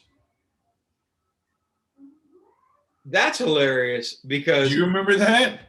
Yes, but I'm just saying, speaking as a speaking as a professional in the building industry, where say a 2x4 is not really a 2x4, Right. you're paying for a 2x4, You are absolutely paying for it. but you're not getting a piece of wood that is 2 inches by 4 inches. Right. So I appreciate that idea. And then remember, the other part of the Subway thing was their bread wasn't actually bread. You remember that part of it? Goddamn. I mean, if your bread ain't bread and your fish ain't fish, why or what are you doing? I mean, the funniest thing, I can't believe it. Your bread ain't bread, your fish ain't fish, and the guy that you have tell us about it is a perv. Come on. You know, I haven't had a tuna. You're in NASCAR country. Would you want to drive in that car? No. I haven't had a Subway tuna sandwich. I don't even remember the last time. I ain't had Subway in a long ass time. So, but let alone, I didn't think I ever had a tuna sandwich. But their tuna is not tuna. That's got to be the funniest thing in the world. Man, that is gross. Is that your tuna is not tuna? One thing I was on my list here. That's disgusting. But one thing is on my list. You know, I mean, all of us trying to find new and exciting ways to try to exercise. But even in old ways of exercising, I enjoy drinking. Okay. 12-ounce curls? Nice. No. Nice. Different. But similar to like, probably on like, I believe it was Ron Artest. Yeah. They would drink some cognac during that time, yeah. Right? In that vein, perhaps. Gotcha. And I'm just curious about that I can't help but think maybe in some other locker rooms of sports, whether it's soccer or basketball or football or whatever, you know, racing, that's not good. We're all drunk driving. Yeah, sure. But I am curious about that because, as the kids call it, microdosing. I don't know if you've heard that phrase before, but kinda. Okay. Generally, it refers to LSD, psychedelics, taking little bits of that over time so that you don't have a huge, massive trip, but you have like a little bit of enlightenment, as I believe that they're chasing. Mm-hmm. I think. I don't know if I'm quite grasping that entirely, but my interpretation of microdosing is having a little bit of booze when I go bike riding, for example. Mm-hmm. And I think it's great. Yet I've been shunned by my fellow bike riders, which blew my mind because I thought y'all liked to party, but I guess not. I was like, I didn't know we were in church. And so I was just curious if in any of the exercising you've done or do you ever drink? If not, would you ever think about it? Or if so, tell me about it. That has never come up, to be completely honest. Could just be me. Yeah, that has never come up. I had never thought about it. I had never crossed my mind. Now, something did come out in the news a couple weeks ago about a football player who said he would take a Viagra before every game, and he felt it gave him a competitive advantage. And it's very similar to what you're talking about. He said he had increased blood flow and it made him feel more virile. And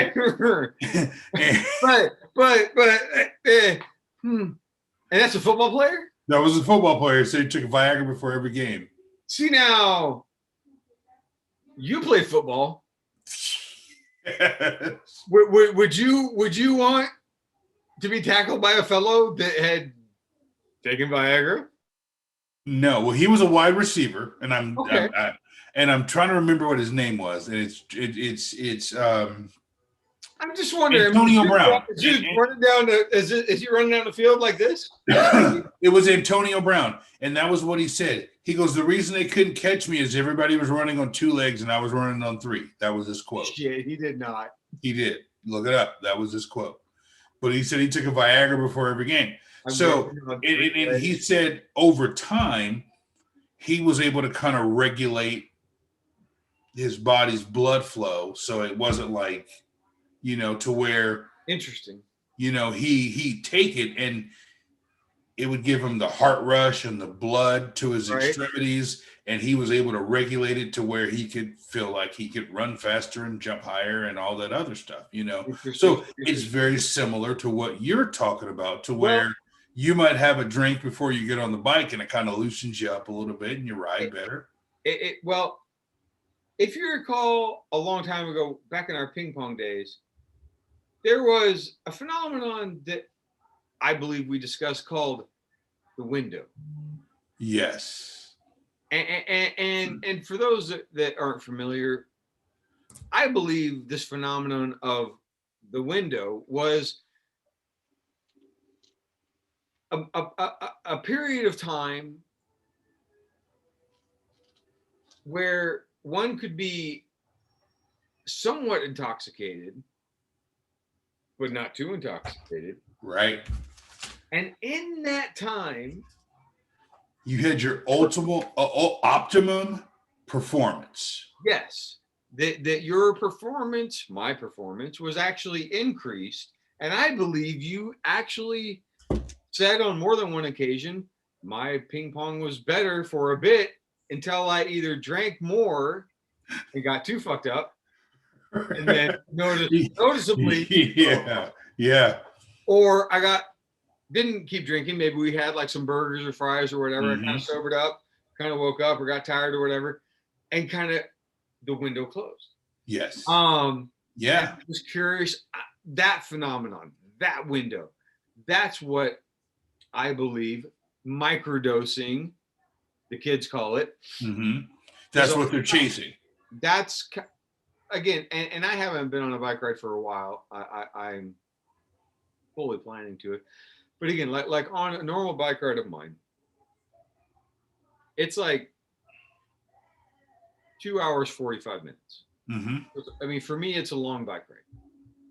And the first part of it is an hour of climbing. And so there's no fun there.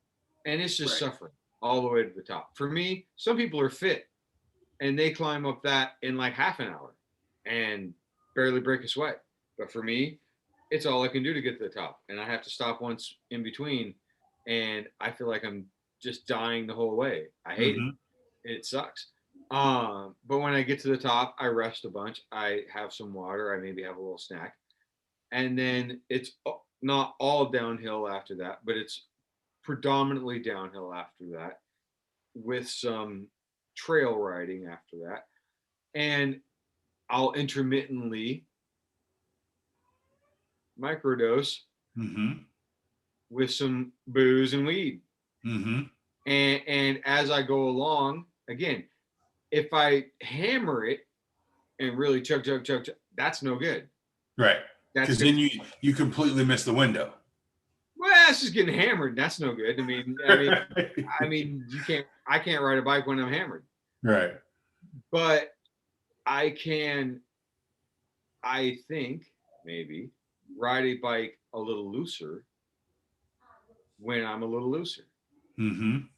Because the bike riding that I'm doing is you don't have to ride fast, but I try to ride faster. And so, but you can't ride uptight because when you're tense doing something like that, that's no good. Right. When you're tense shooting a basketball, or when you're tense throwing a football, or when you're tense, you got to be loose. You got to be in the flow and the motion. Club, I mean, you can't be. So you be a little loose, right? That's all it is. It's just to be a little loose. But like I said, I've been shunned by fellow bike riders, like, daring to almost call me an alcoholic. And I'm like, some people would stab you in the middle of the woods for that. Um, Right. so You said something that reminded me of an old story you told me about a guy on a ski lift, an old Swedish guy. I don't know if you remember this. I was gonna tell that same story. Thank you. Okay, go ahead. You tell it because you actually remembered it, and that makes me happy. I only remember the punchline and your telling of the guy's accent when you asked him what he was drinking, and he was like, "Oh, oh, cognac." And I remember the story in like 3 different ways, but I remember that part of it. Can you tell that? Can you tell that story about the old Swedish guy? I would love to. And maybe he might even be watching this. Who knows? Nice. I hope he is. I hope he's still alive. He was pretty old at that point. Man, this is a long time ago. And I got to go to Whistler in British Columbia, Vancouver, Canada. What a great place. That was my Disneyland. You know what I'm saying? Like that's my Disney. And I got to go skiing there with some friends, and it was just great. I broke my nose on the first day, and I still cried when we left because I didn't want to leave. I was a grown ass man, and it was just that neat of a place. But when we were there, like the first day I was there, I broke my damn nose because I sucked at skiing, and I ran into a rope. Turns out you should slow down when you go near a lift line, or don't, right? Or don't, and clothesline yourself. And so I had a rough first day. But anyway, one of the next days, I don't remember which, we're all getting on the gondola, me and my 2 buddies, and the gondola is like a big ski lift, but it's enclosed, and so you all sit inside, and it's nice, and you're enclosed from the elements. And a fellow got on with us who was one of the workers there, one of the instructors. You could tell by his coat. He had a nameplate, said Jean-Pierre or something. And this was back like when Camelbacks first came out. I don't know if folks don't know what a Camelback is. It's like a backpack that holds a little bladder of water, and you have like a straw, and that's all it is. And there's fancy ones that are like a big backpack that hold a bunch of shit and your water bladder. But the whole idea was that it's a way to carry water around on your back and have a little hose, and you can drink it along the way. They're neat. And so we had one of those, and we were drinking out of it. And Jean-Pierre looked at us, and he said, "Oh, cognac." And we're like, "Ho, hell no, it's water." Cognac. But now looking back, as I'm older and as I drink, as I recreate, because I didn't then, I do now. Yeah. And now I maybe see what Jean-Pierre is talking about. Right. Like, hey, a Camelback full of cognac might be a. That's not bad. I mean, you're out all day. You just and because like I was a ski instructor for a couple of years at our local mountain, and I remember one year the head of ski school. I mean, this is like,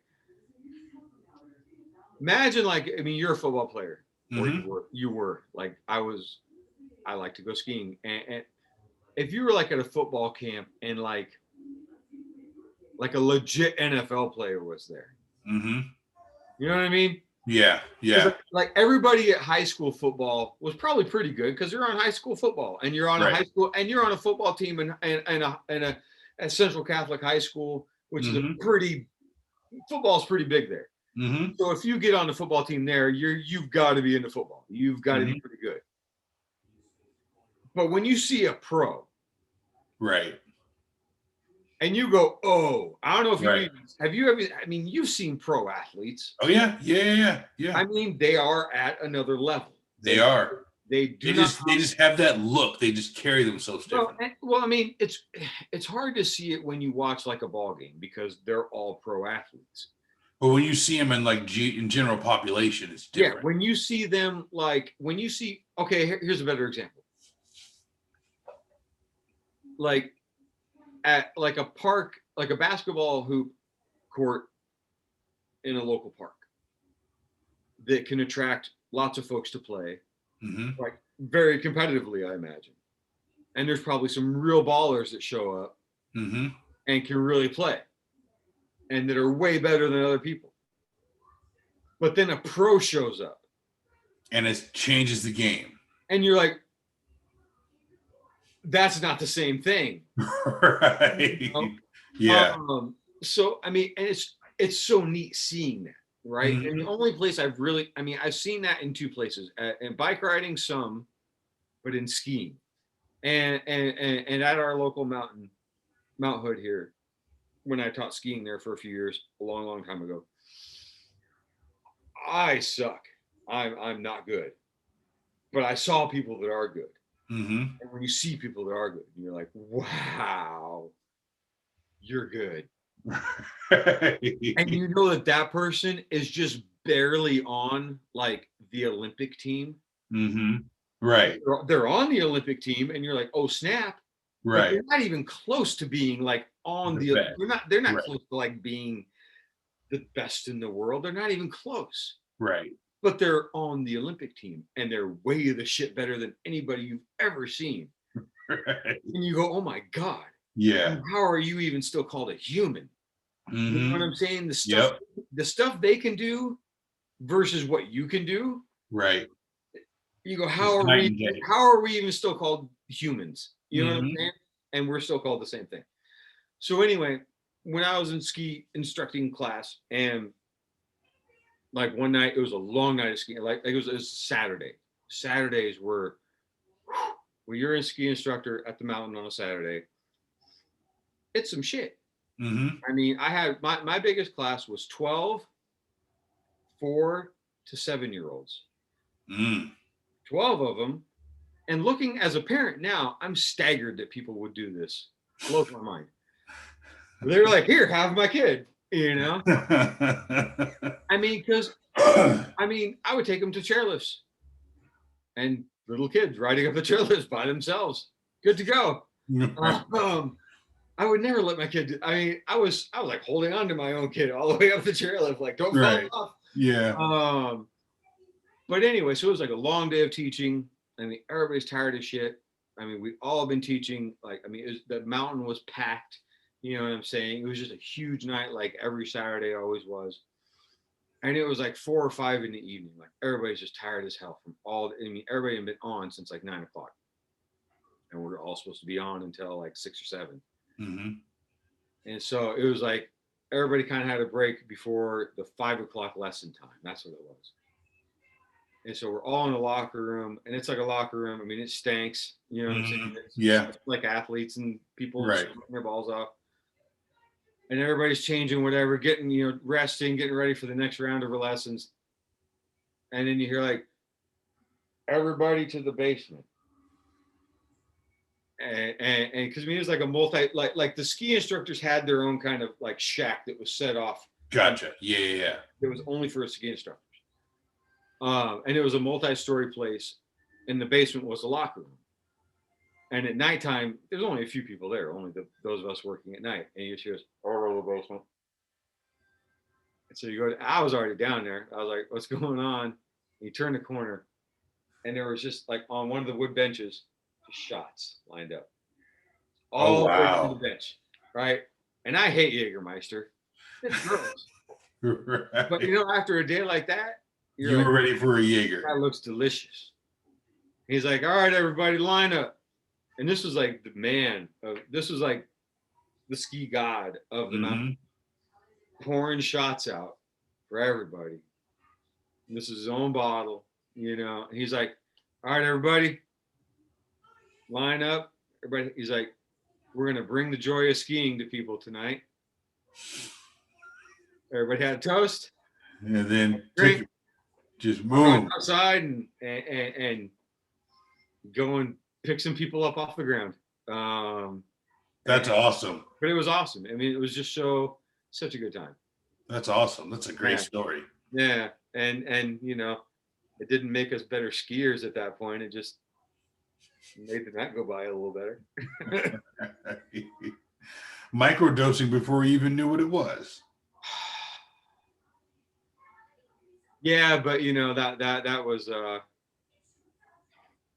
mean, and it's such a crazy place at that point because all the parents are wanting to get rid of their kids for a little bit so they can go play, and relax. And then you get adults that are taking a lesson for the first time, and that's great. Although they're much heavier to pick up when they fall over. Yeah, it's just a wild scene, and just something to get through it. And we have this whole culture that seems to look down on that whole idea where it's like, that whole experience in Whistler where, Jean-Pierre was just like, hey, cognac, he just assumed we're all getting fucked up, Right. Everybody's got to take that edge off, Right. And I think that's all it is. Just we're such a Puritan way of looking at shit all the time.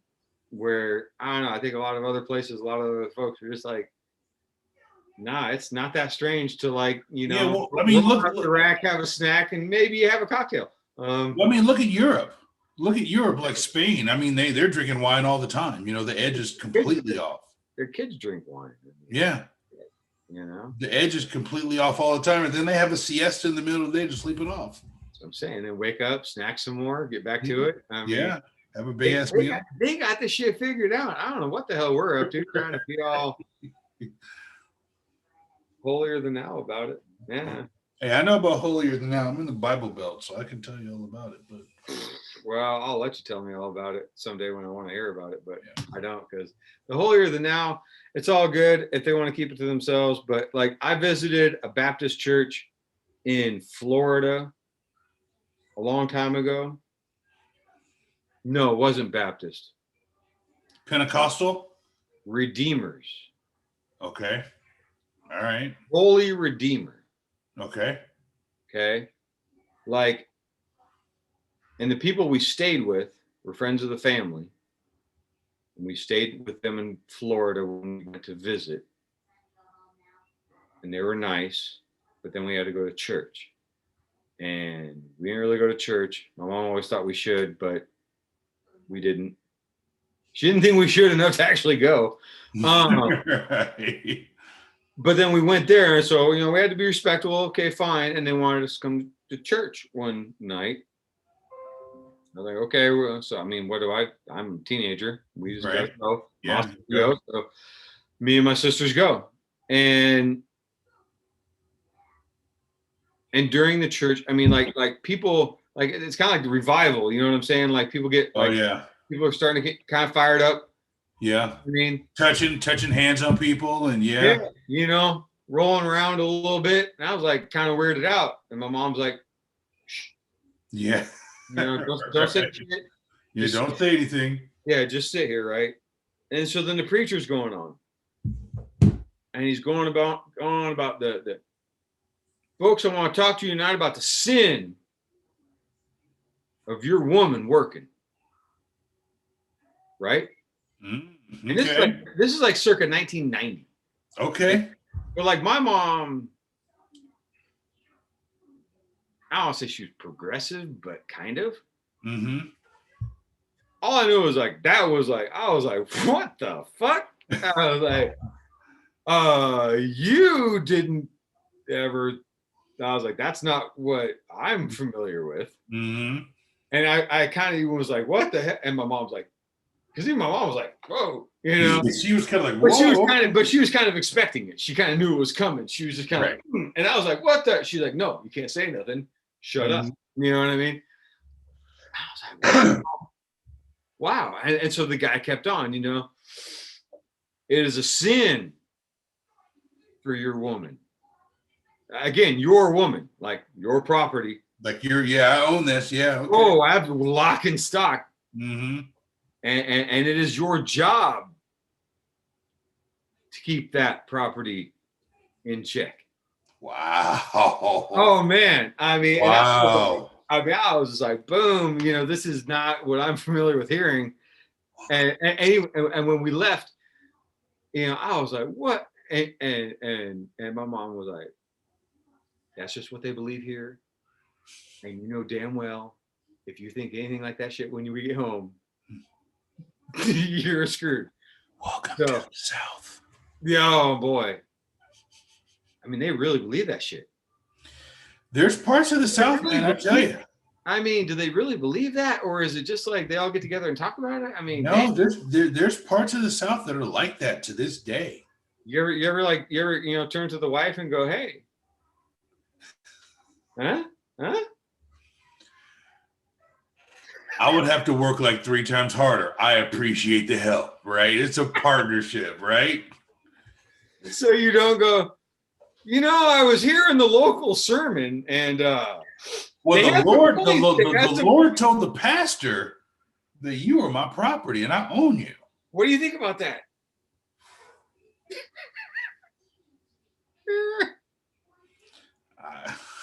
Oh, there's so much there. Oh man, There's just so much there. Yeah. It's good. It's good. And I love it because you know what? You're helping to break down barriers. Breaking them down. Absolutely. Yeah, Absolutely. It's good. Yeah, the Bible Belt is an interesting place, my friend. It's an interesting place. It's so interesting how the South is so divided amongst itself, because to me it's all the South, but yet the South is very much not all the South.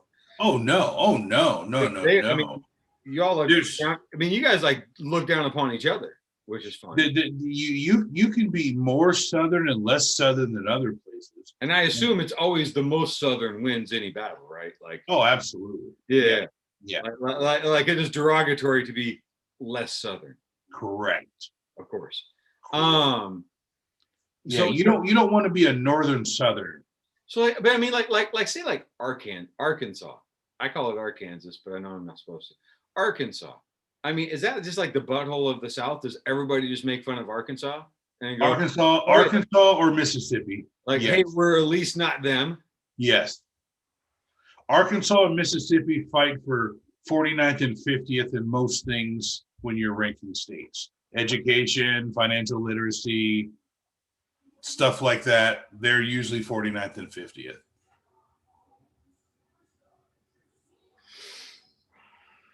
But they love their Bible and they love their guns. Dude, Idaho can't be far behind. Idaho, South Dakota, come on, they can't be that far behind. Yeah, you know what? Maybe I'll do that for next week. I'll look that up. Rankings of, I mean, for real, because I mean, for as backwards as you want to call the South, I'm telling you, right. I mean, well, but here's the thing, though. Here's the thing that people sleep on the South. The cities in the South are up and coming. The city I live in, Charlotte, Atlanta. Right. Jacksonville, Norfolk, Virginia, the cities in the South are making some noise because they have, and what a lot of locals say, have kind of abandoned Southern traditions. But if you look at Charlotte's the second largest banking hub in the United States. Right. This is a finance, money place as opposed to being like traditional Bible Belt. Now, like I said a couple shows ago, you get 20, 30 miles outside of town, and it's a different story. Right. But if you stay in the central hub of the city, you think you on a pre-corona, on a busy day in uptown Charlotte, you could be in New York City. Wow. Right on. I mean, you think about it. You got Bank of America, you got Fifth Third, you got Wells Fargo. All of these are either the global headquarters or the global second headquarters of like the 5 largest banks in the world. Like Bank of America's headquarters is in Uptown Charlotte. The tallest building in Uptown Charlotte is the Bank of America Tower. The third tallest building is the other Bank of America Tower. The second tallest building is the Duke Energy Tower. You don't know about Duke Energy, but think like PG&E. Yeah, for sure. Duke Energy controls all the power from Virginia to Florida over to Tennessee, and the headquarters is in Uptown Charlotte. Wow. The second headquarters for Wells Fargo is in Uptown Charlotte. Fifth Third Bank, Uptown Charlotte. The new bank, the BB&T and SunTrust, called Truist, is in Uptown Charlotte. So you have like, and so you have all these banks here. If you were in Uptown Charlotte on a Tuesday, would think you could be in New York City with all the banking stuff. Then aside from the banks, you have all the industries that support the banks, the insurance companies, right, lawyers, and all the other stuff. This is not a Bible city anymore. It's a business city now. Yeah. And while business is traditionally kind of conservative leaning, city centers are very much not conservative leaning. Correct. You know? So I mean, and that's but you know what? Oh my God, almost like there's a balance the way that it's Right. supposed to be. You've got So a balance of power and money, yet right. So what right. you find is a lot of people who are in Charlotte who are financially conservative, but not conservative when it comes to life issues, social issues. Yeah. Yeah. Right. Yeah. No, Exactly. and I think, and that same phenomenon is going to go on in Texas like crazy. Yeah. And you know, while California may lose a lot of folks, I don't think they're in any real risk. I don't think Like, so either. I don't think they're going to quite collapse. So I think that's actually quite great, because if anything's going to help make all those places blue, that's what's going to do it. Right. And that's great. And you know, we got all this way and barely talk political. So I know, right? how good is that? That every morning you don't have to wake up going, "Oh my God, what horrific bullshit is going on today?" So look at folks. This is what's coming. More just fun life, neat Yes. stuff, Yes. anecdotes, things, tips, stories. And I'm really looking forward to the new segment. I'm really looking forward because there's going to be a lot more there. If you know, that's kind of like Snap, seeing the dog, and we can get into Snap later. I bet for a lot of folks, they're like, "No, that's not Snap at all. I make out with my dog." Yeah. And hey, you know what? Good point. If you're out there, one of our viewers that makes out with your dog and would like to comment about making out with your dog, right there. And while you're there, you do the like, you do the comment, you do the subscribe, and you turn on notifications. Ding, ding, ding. And maybe you drop a video even about you making out with your dog. Yeah, please do. I need to see a video of you making out with your dog. I need to see it. Jamal would like to see that. I would like to see that. I need to see it. I need that in my life. I need to see the dog licking you inside of the mouth. Inside the mouth. Inside the mouth. Oh. And you got to like it too. You can't be backing away. You got to be digging into. At that point, you're committed. So you're all in. We're excited for those submissions. I hope we get one, at least one. Yes. I guarantee you, if we get one, we're showing it. We're definitely showing it. Yeah, word. So until next week, when I don't know what will happen, it's been great. Yes. And remember, there's only one way to stop a fire. Here it comes. Pause my mixtape. And there's the mic drop, folks, that we've all gotten used to now.